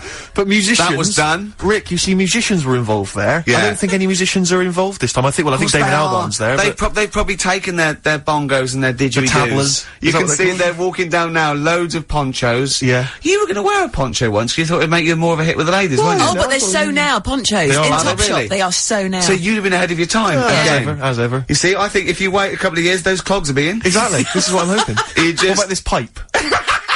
I like to think that the pipe. the pipe is definitely on the way back at some point. The pipe's got to come back. What do you think of a lady, sorry, as a lady, what do you think of a man who smokes a pipe? I think it's lovely. Do you think it's quite sexy? Very sexy, yeah. Because I think it's quite I wouldn't want to distinguished. snog It takes your breath away. What? Because I've given up smoking, Steve. Yeah, it takes... Well, I wouldn't be giving you a blowback. I don't know what that phrase is, Rick. I gambled with that phrase. I don't know if a blowback, I think that could be obscene. I've got no idea what a blowback is. No, I think it is very, very sexy in a sort of a Val Doonican kind of way. He never smoked a pipe. Not Did he not? No, he smoked a goat. Oh, right. Well, sung about smoking a goat. What About worries Paddy me, McGuinness Claire, goat. It blew up. if you look at pictures of the great sort of thinkers of our time, and, you know, maybe they're at college or university in the sort of 1930s, you got those great, you know, the great thing of people who became the great artists of our century, and you see pictures of them in Oxbridge when they're 19, they're all smoking pipes in tweed suits. Yeah. No young people now are smoking pipes. I fear that it's going to be dead in like 15 years. I don't think anyone's going to be smoking pipes. But I think, again, you I are feel like way maybe it's me ahead with a of your certain time. profile. Yeah. Maybe I've got to try and bring it back. Bring it back. I You think know, so. and then we could be seeing kids in Top Shop on a Saturday. And let's not forget sniffing snuff. Some snuff. My nan used to sit there with 2 brown stains just dribbling from her nose. Lovely. And that bit of snuff and some gin. Well, this is it. Because my friend always said if he won millions of pounds, he'd spend it all trying to bring back as a fashion accessory the cape. The cape! Because I think See, the I cape, quite like because the you can cape make such an entrance with the cape. And a can't you? cane. A cape and a cane, yeah, and a top hat. I wish people had to wear hats now. See, I couldn't I carry love it off because of my shape and size. I look like Bertie Bassett. Whereas you look Basil Rathbone. I'd look pretty good at all sort of you'd cut a Christopher good- Lee. yeah. in a cape. Wow. You But would. because I'd sweep into a room, you know, I know. with bellow Yeah, behind see, me. I think you look like, and don't get this wrong, don't take this wrong, right, we're mates. I think you look like a freak with a cape on. Okay. So- alright, well... And at which point would you take it one step further and add the deerstalker? You know, and go the whole Sherlock Holmes So, route? like, yeah, I'd have the cape, the pipe, the deerstalker, and Yeah. I'd solve crimes. It'd be great. It'd look like, some sort You of... could be my fat companion. I could be, sort of like get padding and stuff. Yeah, no, I'd like that. Yeah. I'd like to solve more crimes, if I'm being truthful. I'd like to... I would love to solve crimes. Just to solve one crime would be Or great. I wouldn't matter if I solved it. If they police came to me and said, you know, I'd just look at the first bloke, go in. Yeah. Just get it off the streets, you know what I mean? Just like, tick, done that. Sure. Yeah, but I just feel there'd be something. I feel like maybe because you know, like in TV shows, it always used to be, you know, they were a doctor who also solved crimes. They were a plumber, they solved crimes. Quincy. You know, Oh, things yeah. like, but you know, a couple of sort of BAFTA-winning writers. What did comedians Heart to who Heart also do? solve crimes. That's good. That'd be good, wouldn't That'd it? be great. What did Heart to Heart do? They were just They millionaires. were just a weren't couple, a millionaire couple who would invariably you know, what was But the they Murder She did Wrote? that She was just a every novelist. week, though. Every week, Heart to Heart. Murder She Wrote. Murder, She She wrote it and she solved She it. always solved it. It's brilliant. Murder She Did wouldn't have been such a good sort of thing. No. But this is what you don't seem to get that anymore. You know, people who do one job for a living. You know, DJ who also solves crimes. Wasn't the DJ who solved crime? That was Shoestring. Was he a DJ? Yeah, He was a Eddie private Shoestring ear, wasn't he? He was a private DJ who was ear also a on the private eye. radio. Is that what was the thing they did? Not private eye, private ear. Is that what they said? Yeah. And how did he solve it? He worked out clues Yeah. for call-ins and stuff. Yeah. No, he used to leave the building. He didn't just sit there and play records and then try and guess. That's great. Give us a call on the usual number if you've got any idea who murdered. Now it's Snitch Hour. Got a letter here. Who reckons she knows? I know a lot of my friends are big fans of Midnight Caller. Do you remember Midnight Caller? Was he a DJ who solved crimes? Yeah, it was one of those late night things in America, wasn't it? But was he a DJ? He solved crimes, didn't he? I don't know if he'd solved crimes or just solved... If you've ever solved a crime, email solved us. puzzles. he had one of those puzzler books. Weren't you on the front cover of Puzzler once? One of those things you get. Weren't you? Puzzler. Were you? Was I? No, I don't think so. Oh, it was your other friend A who was a friend of mine, DJ, yeah, yeah. it was a cover of Puzzler magazine. That's it, yeah. So was Puzzler a rude thing? No, it's one of those things that you Those puzzle books you can buy in the Oh, museum. actually, it's a puzzler. You do Oh, I for see. coach journeys. And they just put people's pictures on without permission. Yeah. I know people are just like, well, I didn't give permission. They just find like celebrities and they just get their picture and they stick them on the Well, they front. would have used me then, would they? Well, I Celebrities. forgot. I didn't. Hey, Pink. Should we play Pink? Yeah. Oh man, I don't live by the rules. Be on your head. Here we go. That was the Strokes and kids are mental. Yeah. That was No, a- you're all right. No, shut up. No, the thing is, I think if we'd introduced that as just, and we didn't mention who it was, and we just said this is the new one from one of those trendy new bands, you know, the Boomtown Rats. then I'm sure these listeners would have happily accepted it. Yeah. As it was, they knew it was Pink, and the phone lines have gone crazy. We had upwards of 2 calls. I'll tell you this, we had between 2 and 4 calls. and they've not enjoyed it. Why do we do this show? We don't need to do this show.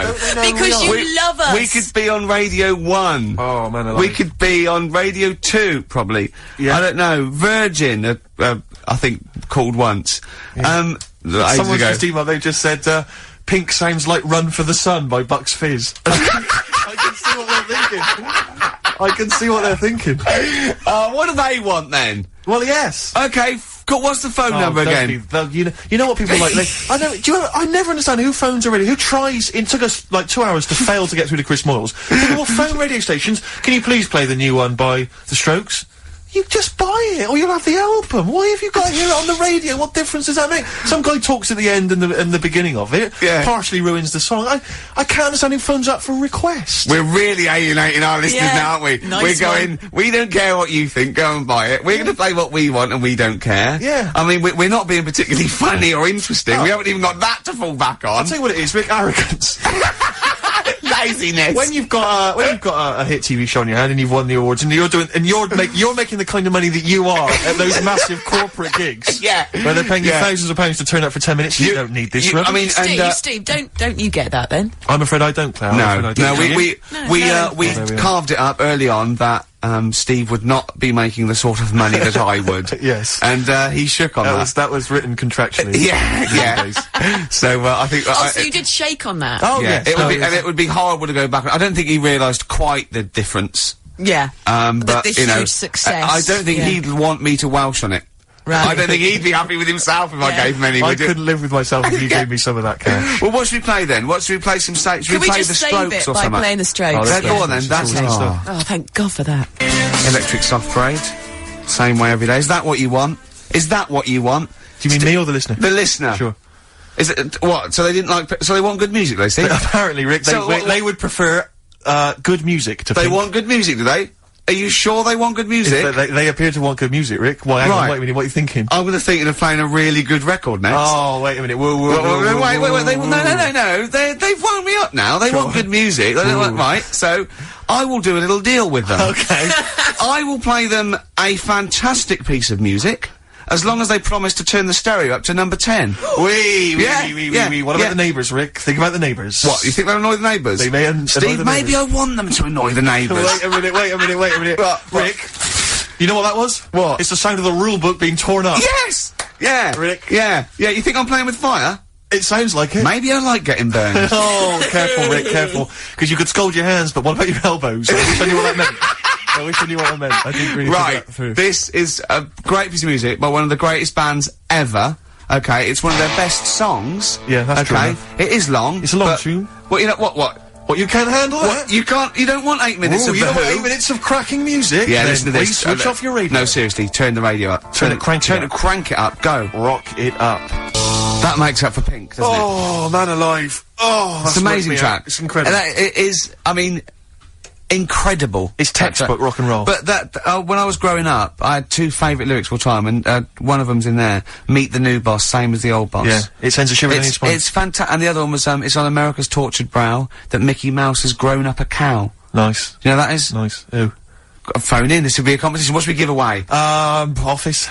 We haven't got any, have we? Why don't you just sign your signature on a piece of paper or something? That's gotta be worth something in a couple of years. £4. Yeah. £4 you get on eBay. It would cheapen the piece of paper.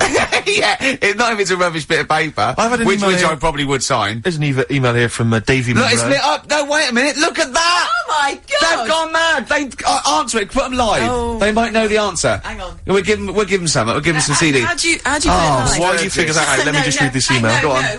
If you're having to play, it says here, if you're having to play extra ad breaks and 8-minute-long songs, it just goes to show who provides all the material for that radio show of yours. Did Karl secretly write The Office as well?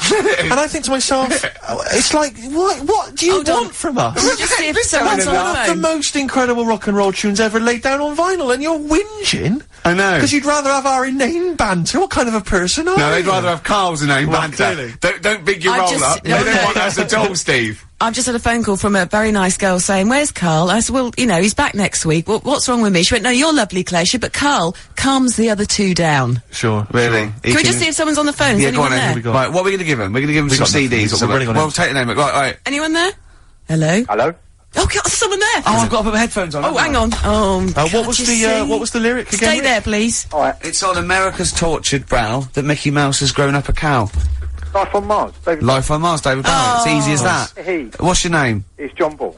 John Ball. John, I'll be honest with you, we got nothing. We got nothing to give you. It's not good enough. No, we'll get him some. We'll give him an office CD. He doesn't. And some... We can't keep doing that, Rick. It's We've got pathetic. nothing else. Yes, They don't give us anything, do they? They don't.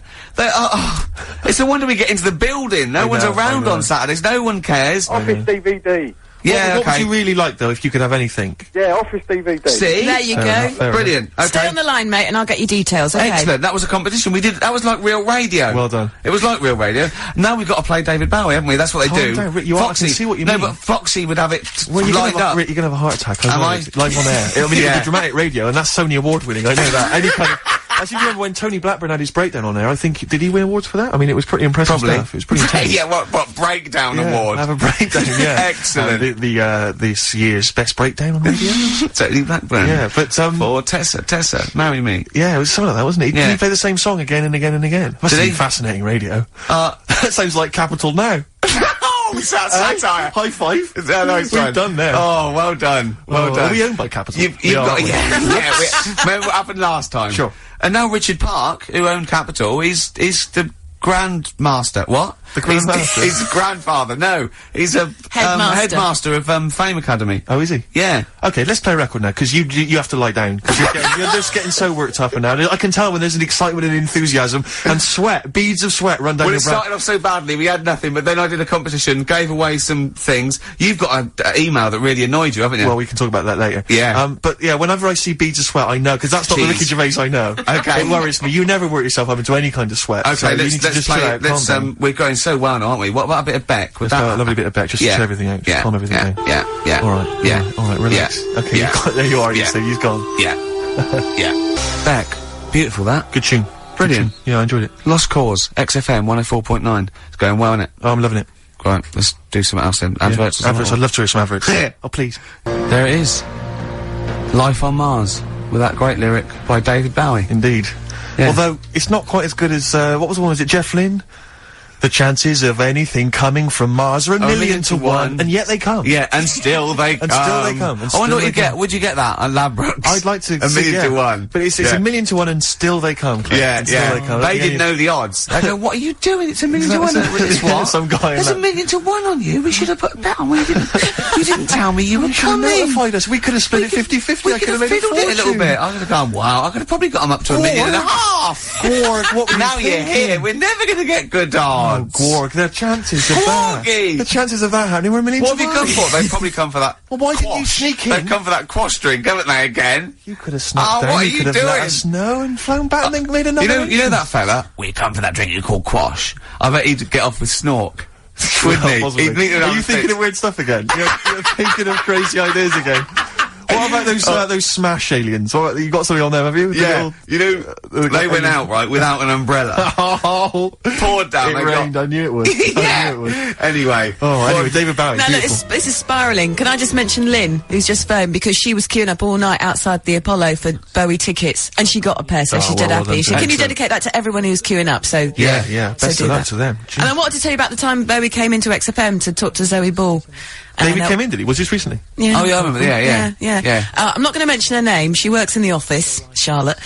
When he walked by her desk, which you have to do when you come to the studio, she didn't actually meet him, shake his hands, or make eye contact, but she actually cried because he was in her vicinity. Really? And she actually burst into tears when he walked by. Isn't Rick, that? I I've love made that. women do that. So, you know. You've got something in common. Well, a little something in common with David Bowie. They whimper and weep when you're in. You know what I mean? It's sort of like... There's a lot more screeching as well. Yeah. A lot of screaming. Tell them about that email you just Well, got. this guy- Right, I got to tell I nearly said the fans! People who happen to be listening to XFM waiting for the person after us. Who's on next? Natasha's not with the football show. Right, Steve was genuinely annoyed. I laughed, right? Steve was genuinely annoyed. He doesn't like rudeness or people insulting him from a distance. I'm not sure I can find it. Oh, what was it? Oh, you got to find it. Well, hang on, let me, Oh, hang on. This is good radio as well. The sound of a mouse clicking in the distance. Well, I'll just keep you sprung talking. it on I'll me. just keep talking. Can't you can come up with some magic. What was Scooby-Doo on about? A talking dog? That's a bit weird, isn't it? No, what is that? And then, right, what was that? Wacky Races? I don't know if... I don't know, wait a minute. So why did they run, the cavemen, if they had the car? I've got it. I've got it. Right. Okay, this is an email. This is an email that was sent through. Right. And this is my feeling. I think if you're going to email an insult, you've got to at least be clear what the insult is. You can't make me do the work. You can't make me try and guess or figure out. No, it's like sending someone hate mail and they have to pay postage. Yeah, exactly. You go, well, if you're gonna... Exactly, or making, an obscene phone call, but collect. The postman charges you 25p before he hands you a letter bomb. Yeah. Go on. It says, Merchant. It opens with Merchant. Who are you, call sad, exclamation mark. At least my mother still don't cut my hair. Merchant. Who are you, call sad? At least my mother still don't cut my hair. Is it an anagram? I don't know. I feel like it's been translated from the French. Yeah, it's a Japanese fella who hates you. Exactly. And he's got a Japanese English dictionary. It's just literal. So, how does he know your mum cut your hair then? You've never said that on there, have you? It's not true, Gervais. Can I just say, I think your hair looks really nice, Dean. I've known you for about 5 years now, and it looks lovely. I laughed at you needing someone to say it. It looks fine. Yeah, it looks good. What do you mean it looks fine? It does look good. It looks good. He's got a little bit of product on it, hasn't he? Yes. Maybe I have. A little bit of hair gel. Maybe Gavin had his fingers all over it yesterday. Yeah, I have my hair cut by Gavin of West Hampstead. Is it called? Is what it's called, Gavin, or is he a bloke who works in? It's Gavin who works in. Do you use that fudge stuff? Sorry, no, but seriously. I use a form of clay, a moulding clay. Yeah, that's Gavin recommended it. Yeah. Gavin recommended it, and I've been very happy so far. Hold on, though. Rick, what do you use? I don't. Yeah. Don't. I just sort of. Well, that's obvious. No, I just sort of like comb it back and whatever way it falls, really. Yeah. You had more questions about Gavin? Yeah, no. I was up seeing Gavin yesterday, just having a haircut. There's nothing untoward. and I thought I popped past Habitat. There's a Habitat, and it's quite a trendy kind of, designer furniture shop or whatever. Sure. And I popped in there. I thought I'll pick up the sort of brochure, the catalogue. There was a big stack of the new catalogue. You were stunned by the prices you're going to tell me, aren't you? No, I'll tell you what, I was about walking out with the guy went, hey, where are you going with the hair? It's a great looking haircut, but where are you going with that catalogue? I went, what do you mean? He went, it's £2. You've got to pay £2 for a catalogue from Habitat. And I said, well, I could go down to Argos. I can get as many as I want for free. I can go crazy in Argos. I can get them Littlewoods, the mail order people. They'll send it to my home. Yeah. I got to pay There's lingerie in that one. You've just got like some furniture and stuff. And I'm paying £2 from it. If there were some ladies draped over the kind of filing cabinets, I'd be interested. I'd pay £2. The fact that Now, what did you say, though? You didn't say I can go down to Argos and get as many as I like. What did you say? Yeah, I did. I said, well, what are you talking about? This is, why am I paying Isn't it weird charging for a catalogue? But this is a catalogue just to tell me what I might want to buy. It's sort of their calling card. It's like paying for a poster or a sticker. Exactly. It's almost like paying an entrance fee to go into the shop. Yeah. That's a good idea. It's a good idea. Because it's good to just walk around and browse. So, I'd pay £1 to walk around a really good shop. Yeah, but I'll tell you this, if Habitat maybe had some kind of, like, sort of centrefold... Why don't you do this? I'd be interested. I'll tell you what, in a great shop like Habitat, you pay £1, right? If you buy anything, that comes off the thing. If you don't buy anything, you've paid £1 to stop wasting their time. It's an incentive to buy. I wouldn't like it. Sure. I wouldn't go in there. I think it's a terrible idea. Well, anyway, that's what should we play? That was a sideways look at the world of high street shops. I think you should play the award-winning Ms. Dynamite. Yeah, go on. She's cracking. Yeah. Ms. Dynamite. Good, that, innit? It's cracking. Yeah, it's very good. Yeah. Mercury award-winning. Absolutely. Well done. Yeah, good luck to her. Good luck to her. I must admit, I wanted the Streets, but she did a very good second choice, and, wish her all the luck in the world. All the luck in the world. I'm looking at your hair. It's not bad, is it? And you have bigged it up, so you're quite. So I assume you didn't go to a barber. You've gone. This is a hairdresser's. This is Gavin of West Hampstead. Okay, I'm going to ask you now, right? And I'm not going to take the mickey, even if it's £100. I'd think you're a fool, and I know you wouldn't pay that much. But it's obviously more than the £5 then, isn't it? How much do you pay? Ricky Gervais, for this haircut, I paid the princely sum, and I was proud of it. 22 notes.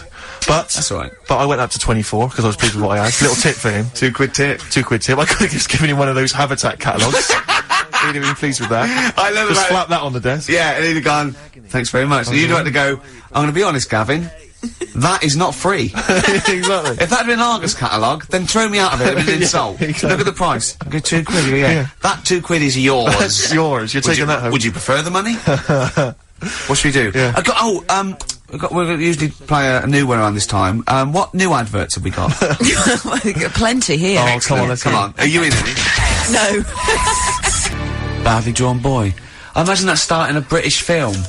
Do you know what I mean? They're jumping on a London bus and they're going around London. Well, of course, the film about a boy, he did the soundtrack for. So if you were a little bit more up on films and stuff, you'd have already known that idea's been done, and you wouldn't have embarrassed yourself, and there wouldn't be egg on all our faces. Oh, but no. thanks very much. Sorry about that, I'm eating. I'm very messy, aren't I? Yeah. What have you got, Steve? What have you got for Rick, me? I'm glad you've asked. Thanks for asking. This is a Stevie Wonder track. Now, I hope people aren't as offended by Stevie as they were by Pink. I'm sure they won't be. I mean, for goodness sake, he's one of 20th century's greatest artists. Yeah. This is from an album, not one of his more famous, Fulfillingness's first finale. Yeah. And this is a track called You Haven't Done Nothing. But Rick, here's a little quiz for you, a little pop quiz for you. Oh. There is a very famous backing vocal group here. I mean, they were famous in their own right, but here they're doing backing vocals. I'd like you to identify them. And there's an Office DVD wiggling its way to you, Ricky. If you can spot who it is. Let's Right, hear okay, it. the pressure's on. Oh, magnificent. Do you not enjoy Brilliant. that? Excellent. Yeah, Fantastic. Stevie Wonder, You Haven't Done Nothing from Fulfillingness's first finale. It's quite tricky, that, the backing vocals. Well, They're I not never get particularly that. prominent, well, are they? and it could be anywhere, so I'll just go for someone that's a vocal group with I don't know. Is it obvious, or is it... It's very obvious. What, that it would be that they would back him? It's not obvious that they would back him, but it's obvious that, I mean, they are huge stars. Or they were huge stars. And what's those spots, what, mid-70s? Early 70s? Talking mid-70s. 1974 is the album. There's an Office DVD winging its way. Not the Jackson 5 or It's the something like Jackson that. 5. Is it really? There they are, well done. Well, there you They go. are, yeah. I mean, that's how big Stevie was, that he could ask the Jackson 5 just to stroll in. There you go. With some fairly See? nondescript backing vocals. First album I ever got, Jackson 5. Was it? Which one? It was the one with Rockin' Robin on it. Nice. Did you rock to that? I imagine you did. I walked Grooved round to that. How old were you? What was 18? I was about, I suppose, I don't know, 11 or 12, and I had one of those little cassette players when you had to press down playing what's it, and it had a little handle that came out. They're brilliant, yeah. And I had one CD with it. Well, one tape. One tape, yeah. Sure. And you bought it yourself, did you? Or No, did you- that was a Christmas present. Lovely. Lovely. Yeah. And that was the only one you had for, like, I imagine, like a year or something. Just Well, that one tape. yeah, Endlessly played. until What was yeah. your first, record purchase? It was Sergey? a Disco Fever compilation. Well, actually called Disco Fever, and I got it because I loved Yes Wait a Sir, minute. I Can What, are you Boogie. embarrassed about having your mobile on, or what? Something's what's vibrating, and I'm Sorry. assuming it's a mobile. Oh, so it's my boyfriend. Oh. I did turn the ringer off. Oh, sorry. So what, is a Disco Fever compilation? Yeah, featuring Baccarat, Yes Sir, I Can Boogie. Cracking. Yeah. And Space Float On, I think, which is what I want. What I wanted. Float On, that yeah, one? that's one. Yeah, That's the Floaters, isn't it? The Floaters. Yeah. Always Hi, made me laugh. Larry. Yeah. My name's... I yeah. don't know. Magic Fly by Space. Oh, right. Do you remember that no, one? I don't. No, yeah. No. I don't know if my first purchase is cool or not, really, because I suppose it seems like it was. It was the greatest hits of the Stranglers. That is so we cool. thought Are the it was Stranglers different. quite cool? That's scary, because, I finished school by the time that came out, I think. That's scary. The Greatest of the Stranglers, no, I was Well, I never think a that's more to Stranglers do with the fan. fact that my parents didn't have any records in the house. They had, I think they had the Jeff Love Orchestra plays big war theme tunes. I don't think anyone had. They had one of those Top of the Pops albums with a woman wearing a neckerchief on the cover. Yeah. And that was pretty much it. And the 1812 Overture, you know, played I on had the one of fiddle or those. something. I had one of those with Mozart's 40th on it, because that was released at the time. The diddle-a, diddle-a, diddle-a, diddle-a, diddle-a. Oh, that wasn't obviously Mozart's 40th birthday. That'd have been a wild swing. I'm not If he'd that made old. it that far, that'd have been a wild. that'd have going. been great, I'd love to hear wouldn't that on record. How old was he when he died? He was quite young, wasn't he? I didn't live long that 18 time, was did he, I? or something? He was a genius. No. He was a boy wonder. Yeah, He was a boy wonder. He Quick, grew but up. a lot of people don't It was realise- like Alec Jones. It was What a all lot- over by the time he was 11. What a lot of people don't realise about Mozart was that he also, in his spare time, used to solve crimes. Yeah, that was why he was so. That was what musical crimes. He was we've come plagiarism full issues, things circle like that. now, We have haven't we? indeed. We've Yeah, brought that yeah. right back. We should. Actually, have I that right. hate to interrupt you, boys, Go but on, we so near have the got end. to squeeze one more song in. Got a before- wrap up, have we? yeah, break. What should we do? What should we have? What have we got there, Claire? Well, I've I've got this through. I've got this one I want to play you. I want What is to it? do What by is the it? Electric Six. It better be good, because if you end a show with I mean, we've had lots of faux pas and This really is going bad to bits. be possibly the biggest song of 2003. You think so? Rick? Go on then. Man Yeah. alive. Let's so do this is it. six. Thanks very much indeed, Claire, for Cheers, coming down. thank you. No, it's a been pleasure. No, it really Is was Karl good back fun. next week? Yeah. But yeah. Yeah. Yeah. Oh, just he doesn't care, does he? Yeah. Can we just quickly say, so you're on Parkinson tonight then, Ricky, yeah? Oh, yeah. Okay. And the office starts, what is it, Monday? This is easier, this, isn't it? And there's a DVD winging its way. Hey! I guess I do want one. See you next week. Richard Ashcroft. Check the meaning on XFM 104.9. We're back, Steve. It's Saturday. That's true enough. Steve Merchant, that is. Hello there. I'm Ricky Gervais, obviously. Hello there. Carl's still away. Claire Sturgis is back. That's Hello. absolutely true. Yeah. Hello there, Claire. Nice to see you. I think a lot of people were hoping that Karl will be back this week, but we're pleased to have you. No, they were, actually. I did get some emails during the week. Really? Saying what? Just saying it's really nice to, hear you again on Saturday afternoon. It's nice, and but you're not really very funny. And when's Karl coming back? You know? So it's sort of being Sure nice it wasn't to to me. us. No, it was definitely Because they think that as well. directed But no one can compete with Karl. They can't. Well, we used to sort of like come in and when we discovered Karl early on, we just thought this is comedy gold. Just let him speak his mind. But then we started thinking, oh, we can't follow him now. So I remember Steve going, look, we've got to come up with some stuff. We need to chat. If anything we've got to say to each other, we've got to say that in the first 20 minutes, and then you just unleash Karl. Yeah, And he's because like it's just you can't follow him, and he's off on one. And they have stories of upbringings with bizarre creatures that lived in Manchester that were half human, half bat and frog and things. I'd love to take him back to Manchester in some kind of TV documentary. You know, when Karl went home. And just wander back, maybe try and find the amphibian twins or whatever those people were. They with weren't. Yeah, so there was two boys, both had big heads and webbed feet. They weren't related. They didn't hang around with each other. That was all the information we had. I went, why not? He went, that would have been too obvious. Yeah.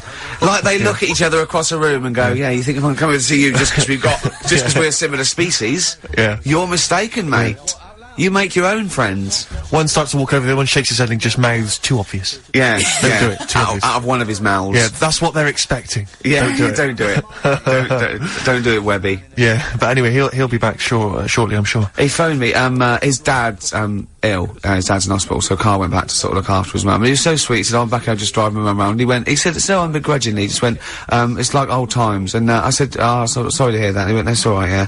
I think he's going to be fine. And I said, "How was your holiday?" He went, "Yeah, we're good." Except it were a nudist beach, didn't tell me. I went, Of course it was. I went, what do you mean? He went, well, sitting on the... I don't know why they have to do it. I don't know why they have to do it. Why do they have to do it? He went, Suzanne said they think there's nothing wrong with it, like being a transvestite. Right? I went, I love the fact that your girlfriend has to tell you what's wrong and right in the world. And he went, well, we're walking along the beach, fella coming towards us with knob out. I went, oh, what's going on here? Right? And he said, and because it wasn't all nude, he's walking round, he's stark naked, and he wants the freedom of that, but he's got a big rucksack on his back with his clothes on, just to get changed. He went, so what's the point in that? Right? And I went, he should just carry the book. He went, what, and covered it up? When he went, oh yeah, good idea. See? He went, but I wasn't happy. He said, and that was the first day, so we didn't go there again. I can just imagine his little face. Yeah, just going, alright, Gobsmacked. That's out, Yeah. that's out, what's that doing out? Why has he got his out? I imagine Karl sort of dressed in a suit, in a sort of safari suit, done right up with a cravat. I'm not undressing. I don't want people seeing the flesh. That's for you, love, and no one else. But I love the fact that as this girl goes, Karl, they don't think there's anything wrong with it. They're just happy that way. and he in his own mind just goes, like being a transvestite. He knows there's nothing wrong with that. I'm always a little bit suspect about people who like walking around nude. I all think the you meant time. transvestites. No, nudists. What? Hold on. Can you Well, if you wanna can get me you be a started on naked transvestite? What are you then? Yeah, I suppose you're a... When Eddie Izzard's naked, is he a naked transvestite? That's an 'Cause the interesting clue is- metaphysical question. Yeah. Yeah. On XFM 104.9. If you know the answer to that metaphysical question, or indeed any of the famous ones, if a tree falls in a forest and no one hears it, has it fallen over? Any of those. Excellent. Any of That's those. brilliant. Yeah, if you leave the room, Rick, what's the does sound? it get quieter? Yeah, what's the sound of one leg hopping? Exactly. What we got there, Claire? Do you want some music or Yeah, I'd love to hear it. bit What more you got? chat? Yeah. I've got the vines actually. Oh, All play right. it. Nice. Hey Claire, out of the way.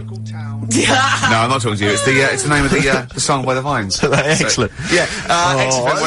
XFM 104.9. I'm Rick Gervais, with me, Steve Merchant. Hello there. And Claire Sturgis. Have you ever been to a nudie speech? Have either of you been to a nudie speech?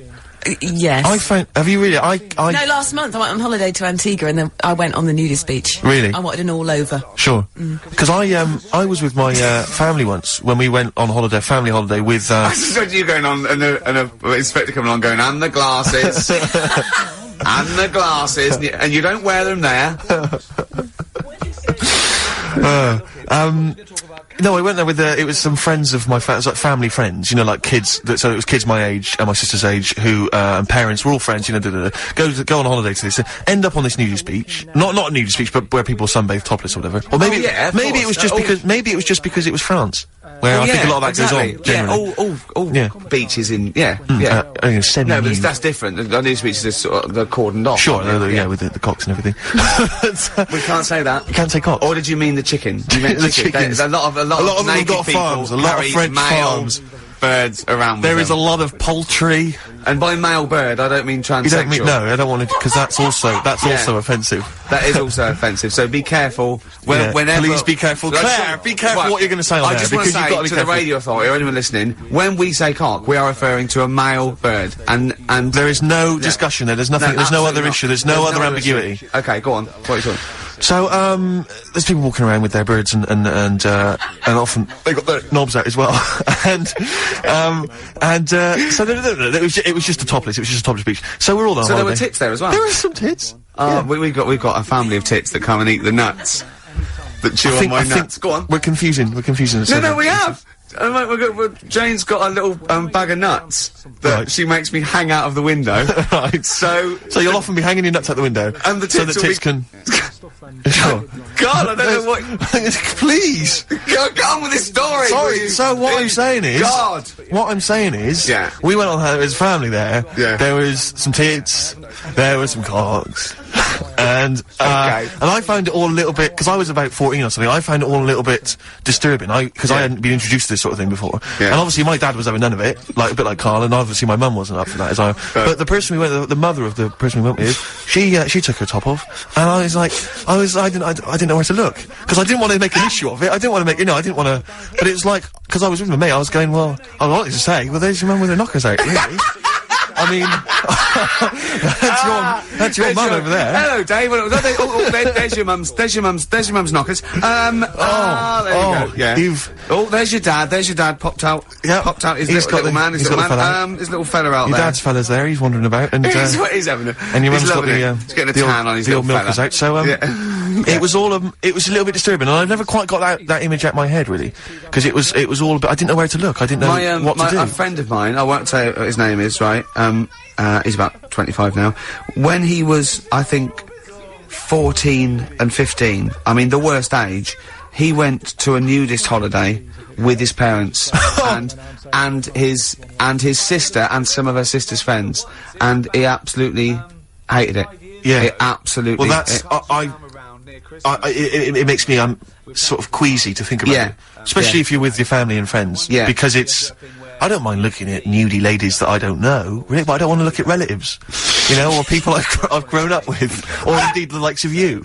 I don't want to have to see that kind of flesh, and I don't want to know what's going on underneath those clothes. You know, you've keeping them hidden from me. Well, you haven't. You've shown me much of it in the time I've known you. So sometimes there's not a bit of your body I haven't seen at some point. You know, you'll have got your trousers down. Look at the arse. That was, thinking that was hilarious, or the old, the Johnson feeding the birds on the windowsill. It is strange because there isn't anyone with it. Let's face it, there isn't anyone with it. But I know what you mean. I think it's because we spend so much of the time covering it up. You know, it's like in the summer months when girls start wearing kind of short sleeve t-shirts or short skirts. You'll have blokes just going mental, just I don't think it's because women spend most of the year because it's so cold here covered up that men forget what's under there. And then when summer comes around, they can't believe it. Do actually just hang out of a car window or hang over scaffolding and say, "Get your tits out." I want to go. Has that ever worked? Has it ever worked? What's your success rate with that? I was off to my big job in the city, but I got 20 minutes. Why not? Shall I come up there? Or are you going to come down? Oh dear! Extraordinary. Right, what we got? What we got coming up? What we got coming up? Quick, keep them hooked. Well, you know, Rick, we got some songs and some more chat. There'll be some chitter-chatter, and there'll be some songs. We had an email last week from a fella calling himself Paul. I don't know if that's his real name. He said that sometimes... I'm suspicious. I'm already suspicious. Yeah. He said that some time ago we played a cracking Johnny Cash cover version of U2's One. Remember that? I think maybe the last time you were here, Claire, maybe. Class. And he says, he's been trying to track down that album. He says, unfortunately, like an idiot, I didn't listen to it, and I didn't catch the name of the album. Could you, by any chance, send me the album? He's having a laugh. He's having a laugh. What, for free? Yeah, so that's not gonna happen. Actually, email him back. Say, Paul. Shall I do it now? Give us £8 for no reason. I've also called him some quite offensive names. Get some of that. I'll put from Gervais. Oh dear, he's not gonna like that. That's pretty grim. Nor's his mother. No, you shouldn't have brought her into it. Indeed. Johnny Cash. Oh, I don't know. Johnny Cash. Change from a Durex machine. Oh, that's classic. Johnny Cash and his cover of U2's One, magnificent tune. That's from the album American 3, Solitary Man, that was released in 2000. And I've just checked that email that Paul, if indeed that is his name, sent us, Rick, and he didn't ask for a copy of the album, he asked for the name of the album. Right. So, I feel a little bit bad that I sent that email back insulting him and his mother. Yeah. And also, of course, I CC'd it to his mum as well, and many of her friends. So, send another one. I feel, I think we can get around this. I'll tell you what Paul would like, if that is his real name. His name, yeah. He'd like some adverts. He'd love some bloody adverts, Paul. Oasis, Little by Little, on XFM 104.9. I'm just moving the mic there. Hold on, I'm getting comfortable. There you go. Right, sit up. I was landing. A lot of people do that. A lot of people do that during the song. A lot of the old pros. No, a lot of the old pros like Foxy and Tarrant and the like. They were on Top of the Pops yesterday, but they did My Generation. Any good? Yeah, very good. I mean, you know. Was it close to the original, or did they make it their own? No, both. It was pretty close. They did, you know, musically it was close, but you know, they had a certain. Was it Noel singing or Liam? Liam. Very, very cool. Very cool. Good swagger, he's an amazing attitude back. Yeah. I think back on form. A lot of people tell me though that if you go to any of these big stadium gigs they do now, it's an absolute nightmare because a lot of the fans are really grim. I mean, I've spoken to 2 people independently who've both been at gigs where there have been fans weeing on other fans' shoes. That's not what I want from a gig. That's not nice. No, they that's own not good. them then. Well, yes, apparently. That's theirs then. Oh, what, if you wee on something? Yeah, you own it. That's cat law. Because cat law. Yeah, cat law is if you wee on something, then you own it, yeah. I know you live by cat law. I do, yeah. You do live, because my wallet, I think you own. Yeah. And, several telephone boxes. Much of my hair. What were we talking about? We were talking about nudie beaches. Because I still can't get around the I don't know why they only play volleyball. No, that's all they do, don't they? Sure, there's other games you could play. I think French cricket would be slightly more. All the pictures I've ever seen of nudist colonies always seem to be quite attractive women and some fairly grizzled sort of 45-year-old men. I don't know if that's generally the clientele, that, you know, it just happens to work that way. But I'm quite looking forward to getting to around the age 45 mark. I'm just cruising down there. Happy birthday. Right, I'm off. Exactly. Where are you going without your clothes? yeah. And at what point, I mean, you can't go into a nudist colony, can you, without taking your clothes off? I don't know if there's a door policy. No. Where there's sort of I think there is, I'm sure. Oh, actually, no, because when I went to my nudist beach, there was actually a security guard. Stopping you from... Naked?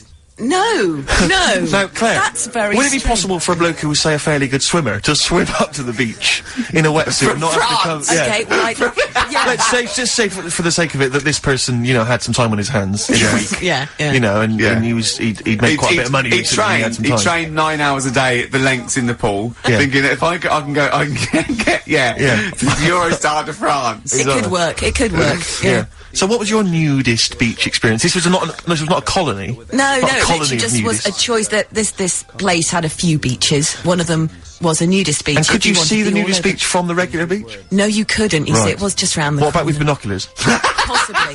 Yeah, possibly. But you see, my worry is, as a healthy young man... Yes, you're not a healthy young man, are you? No, but I'm talking about you two. Right, sure. You're pretty healthy young men. How awkward it must be for you on a nudist beach if you do happen to see a very good-looking naked lady. What you do if you... Well, that's the reason I've not gone to any. Okay. Just exactly that worry.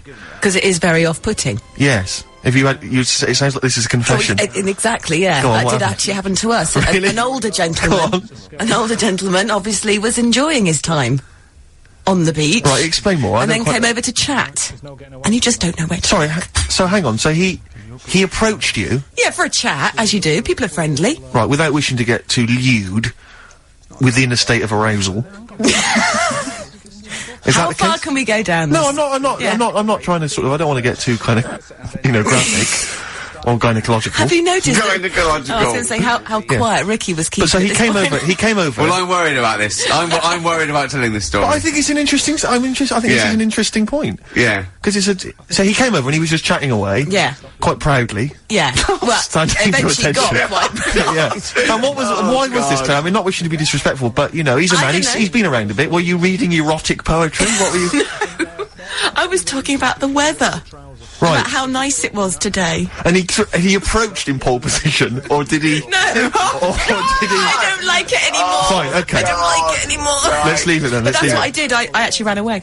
You ran away? That's terrible. I went swimming. Was he French? Was it quite tricky to speak to him? Oh, no, he spoke perfect English. Sorry, during the break, like, Claire said, I won't lose which ones, right? And this man came over, an old fella, and she started off, but you know, I said, he had the biggest knob I've ever seen. And then I laughed, and then she went, and then it got bigger, and I went, you can't tell it then. I was worried about that. But she left out the funny bit, and you just went all weird. Yeah. So, play Bob Dylan. Only Bob Dylan can get us out of this. This is off, his last album, Love and Theft. It is the only track I really like, I'm afraid. I didn't get on with the rest of the album because it was too hoedowny and country blues and stuff, which is just not my sort of thing. But this is a nice track called Mississippi. Bob Dylan. Mississippi. Off the album Love and Theft. I must admit, not my favourite Dylan album, but that's a nice track, isn't it? It's a lovely track, actually. I just noticed there you've brought in 3 CDs. Yeah. You bring those 3 in every week, don't you? You just play from those 3 CDs? Or what, you substitute the Dylan for different Dylan albums, and the other 2 remain the same? Well, no, I've got playing a different Cat Stevens. I've got Tea for Tillerman. I've never brought that in before. Yes, you have? No, I've seen it before. No, I've never played anything off Tea for Tillerman. I've played it off, Catch Bullet 4, Teaser and the Fire Cat. You don't have a sort of deal with Island Records to try and keep that Cat Stevens back catalogue afloat?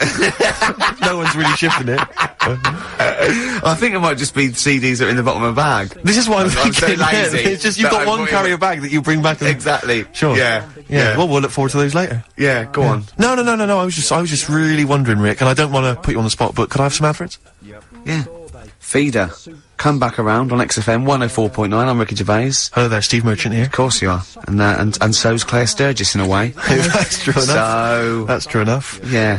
Rick, I partied last night, Rick, like it was 1999. Really? All over again. What old-fashioned sort of way, some old records. Yes, on my own. In my flat, crying.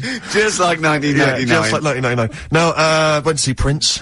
At the Hammersmith Apollo, and I tell you this, I mean, if that's a man whose career is going down the pan, then I'm sorry. Then I hope ours does. Then I hope ours does as excitingly as that does. Because he was stunning. I mean, he is. A lot of people I know have seen him in the 80s or whatever, and when he used to descend from a ceiling in a little red Corvette and stuff. But he is breathtaking. He is like what it must have been to see Elvis Presley. Well, I've not seen anyone who's electrifying on stage. I mean, I think like most people had a bit too much for him, and that wasn't because it was going downhill. It's because he churned out double albums like most people churn out singles, and you don't know what you should. Can't take it all in. There was just too much. Yeah. I didn't like the sort of the end of the 80s phase either too much. But that whole period when he was fighting with Warner Brothers and he started wearing masks. And I think everyone just thought, I'm not interested. Yeah. You know, you're potty. But he's going to come out the other side of that. Great tracks, great pop tunes, and he's written, I think he's brilliant. I don't bandy this word around, Rick, as you know. Go on. But I'd like to use the word genius. I thought you were going to say I'll pay for that. No.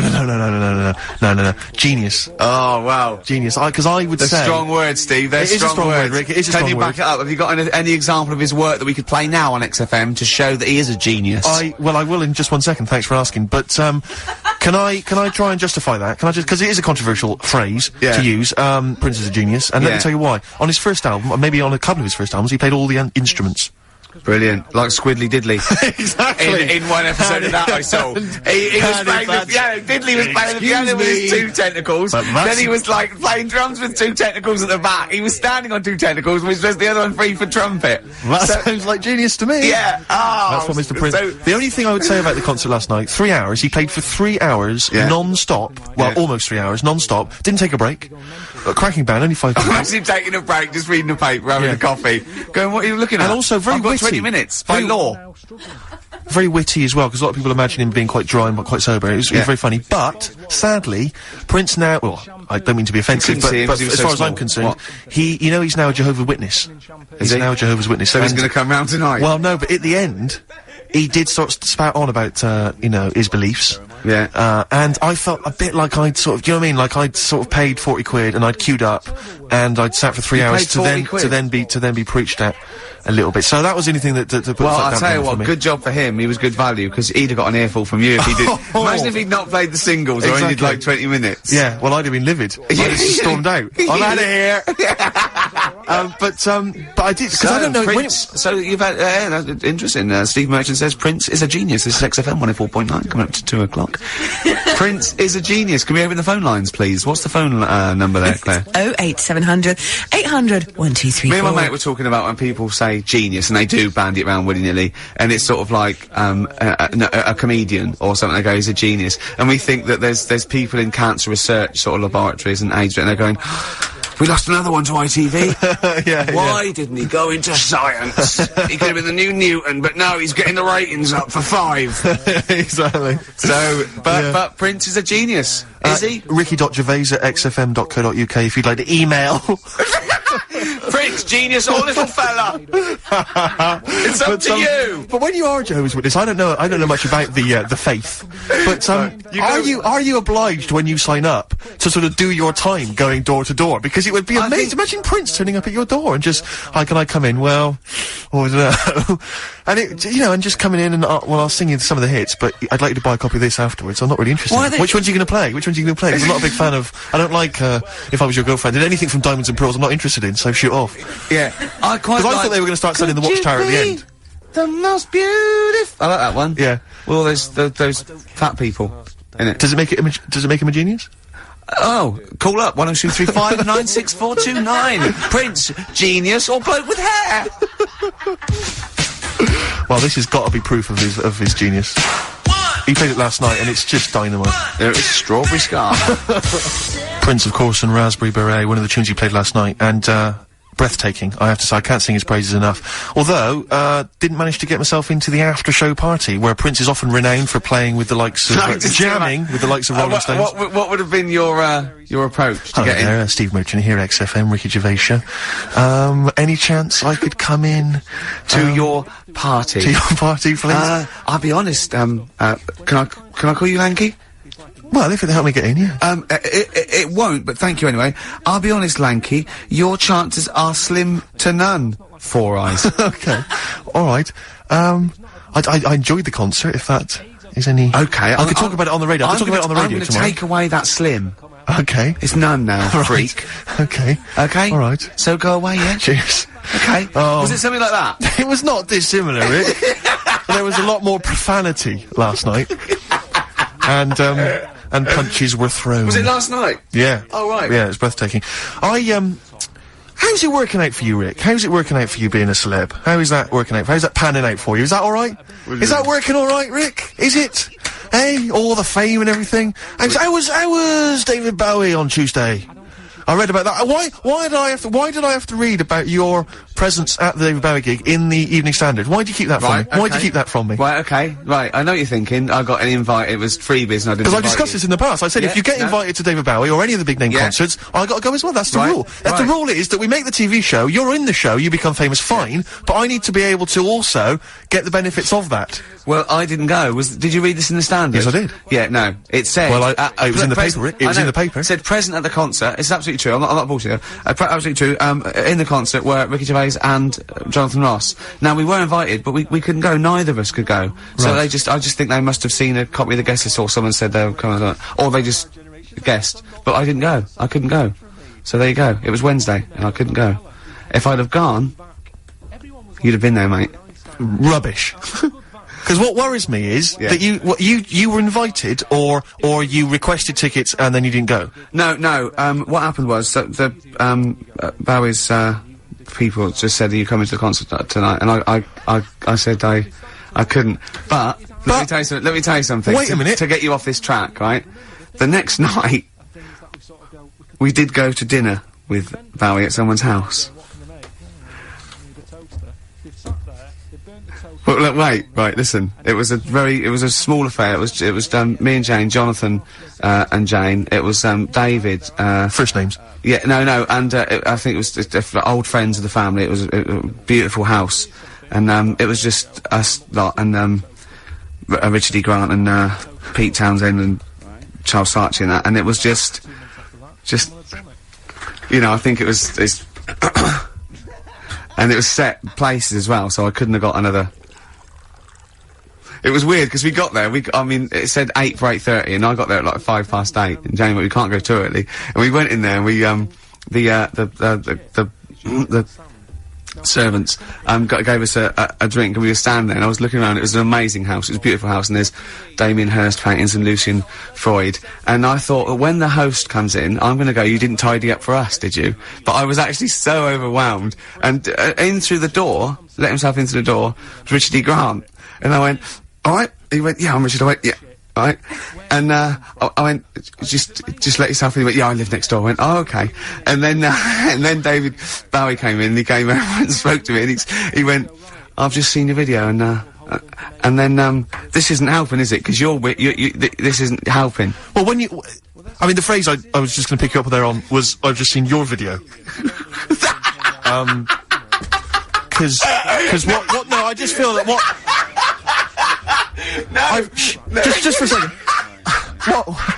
What I feel that David should know is that it wasn't made sort of solely by you, or written entirely by you, or directed entirely by you. It happens to feature you amongst a myriad of other actors, all of whom are brilliant and equally worthy of an invite.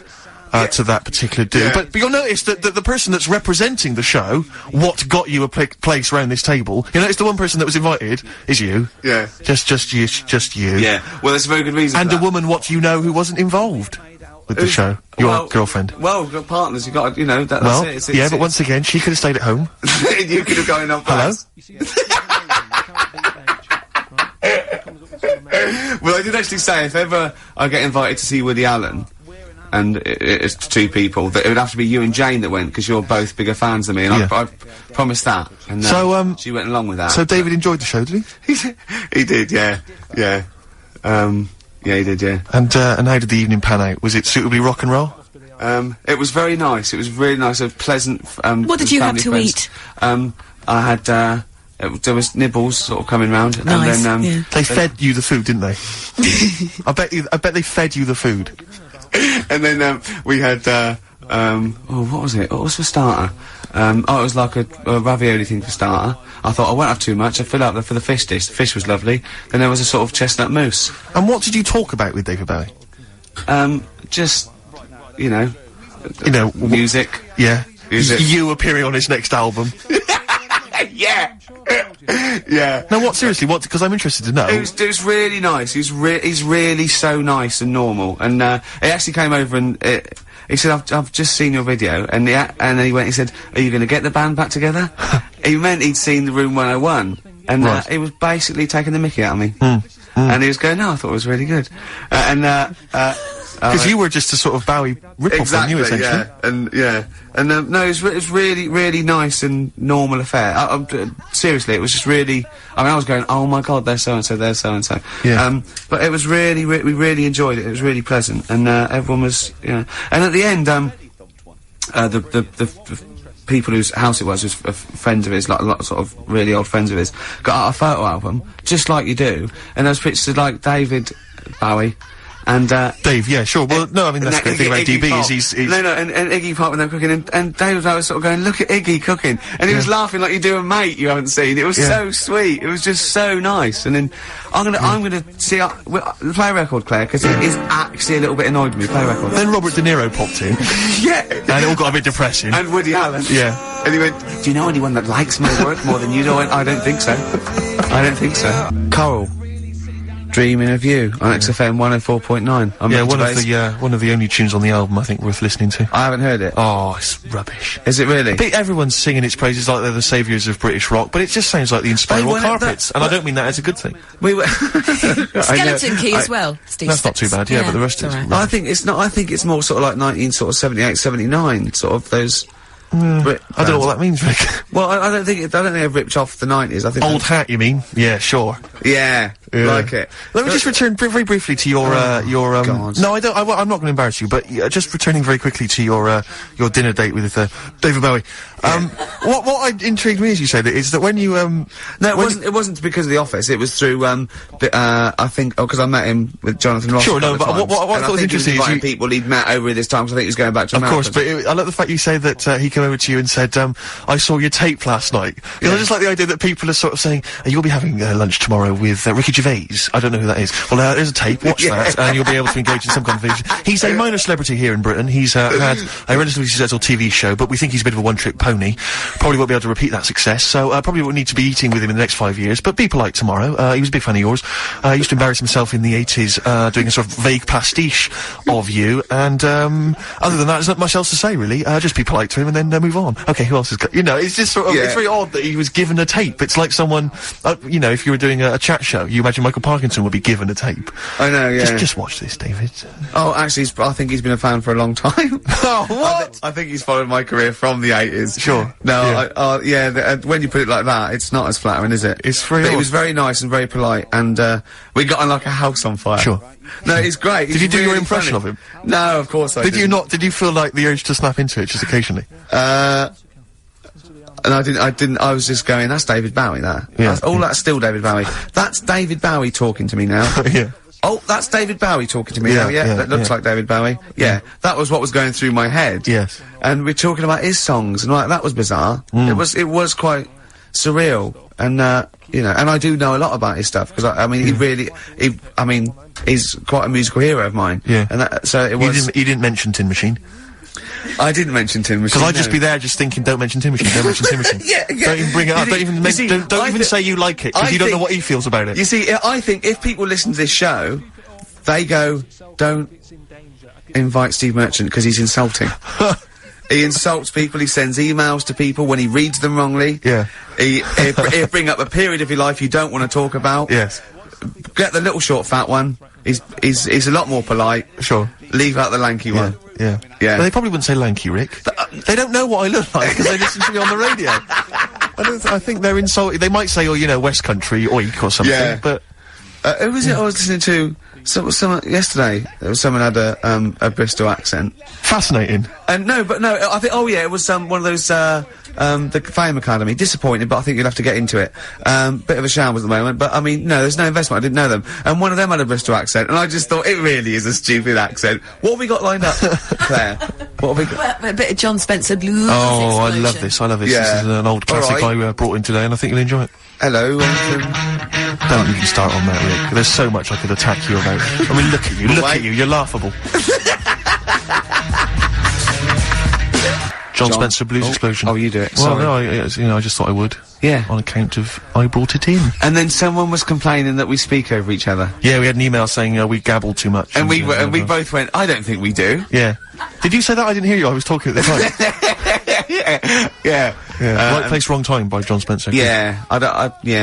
We also had an email that's... You didn't enjoy it? You didn't enjoy it? No. We also had an email saying, again, No, go on. I won't, this... Go on. Sorry. No, you... You can see why that would annoy me. I know.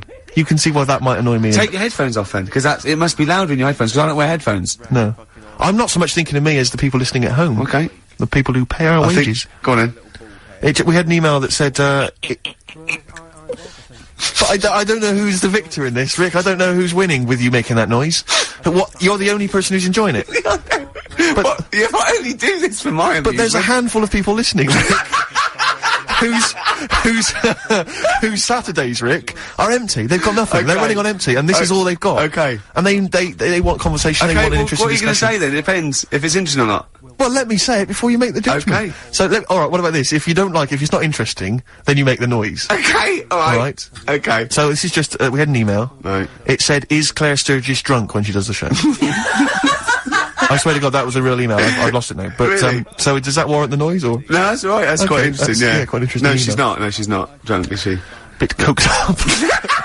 That's not true. Yeah, just a it's bit- not true. The old Charlie. No, not true at all. No, you don't do drugs, do you? Claire, you're not using drugs, are you? No. Yeah, you're We- clean now. I am now, yeah. How did that go for you, the detox? It was great. It's Good. mainly thanks to you two. Yeah. The support At least on you air. don't, at least you don't have to steal so much now to, Exactly, to feed yeah. the habit. Yeah. Anyway. Are there any drug addicts on this station? No, not anymore. No. But you, because I bet there are. I mean, you don't have to name names, but what about initials? Are there any skag eggs, any smack eggs at all? Seriously. Because I'm intrigued. Not anymore, no. Can you tell me off air who's a drug Off addict? air, I'll be happy to tell you. You- but there not are some, anymore. though. That's yeah, there were, terrible. not anymore. What do you mean they got rid No, of them? there weren't. Stop this. Are there any people who No. they think that they've got it under control, but they haven't really? It is. Yeah. There are some, aren't They they? go in, they think that no one will notice, but they've got no pupils. Yeah. And they just stare at you for ages and go, what? At the end of each sentence. Exactly. Yeah. Yeah. Because there's a couple of drunkards I know, but there's no. It's boring now. Okay, play a record. It's boring. Ricky Gervais is telling us it's boring. Queens of the Stone Age. There. No one knows. It's going well. I'm 40 enjoying minutes it. to go. Yeah, not bad, yeah. Yeah. Adverts or what? What do you reckon? He's loving them. Getting Away With It from Electronic, of course. Fantastic tune, yeah. No, it's That's a beautiful a tune, mutual favourite of ours. We both like that, don't we, Steve? We do indeed, both yes. like that. We are mutually appreciative of that track. Ricky Yeah. Gervais, of course. Friend of the stars. Claire Sturgis is here. My name's Steve Merchant. Ahoy. Yeah, XFM 104.9. So, I saw you the other day, because I haven't seen you this week, but I did see you, walking down the street holding a gum shield that you just bought. How'd that work out for you, the boxing? Oh, it was really good. Because we talked about, are you aware of this, Claire, that he wants to become a boxer? This is something that Ricky talked about the other week on the air. He suddenly decided at the age of 40-something that, boxing is really Well, no, professionally hold on. taken up. Well, 40-something means 47. I'm just 41. Okay. I am 40-something, but 40-something is like a euphemism for nearer 50. Yeah. So don't say 40-something. Okay. Say 30-something. Yeah. So yeah, he's taking up, apparently there's something called white collar boxing, Claire. Did Yeah. we mention this last week? No, you didn't know, but I didn't know something about. I think you mentioned it. Yeah, before, but he, not last week. he White bas- collar boxing. Yeah, it's basically, it's like a kind of, it's like a classier version of Fight Club, the film Fight Club. Have you ever seen that? Yeah. So, instead of, they don't meet in sort of dingy cellars, they meet in what, office blocks or? And it's usually for charity at the Grosvenor or something, or a big hotel, I don't know. And, you just have like a bill on there and you punch each other. For You charity. serious? Yeah. But anyway, I've been training boxing for a while now, just like, you know, the pads and everything. And last week we started on, sparring, and it is a different level. Honestly, I can work out now for an hour on the pads, and I did about 1.5 rounds, and it was like I was asthmatic. Because you're also, the trainer, who's a you know, a bit of a boxer himself, put the gum shield and he goes, okay, I'm not gonna, and I was giggling with fear. I was giggling with fear, and he said, "You got to get a gum shield just in case." And that's where he saw me. I'd gone to the Lonsdale shop, and I got a gum shield. I said this before, Claire, is that I just don't think it's a good idea. I mean, you know Ricky, you've known him for a while Yeah. now. He's not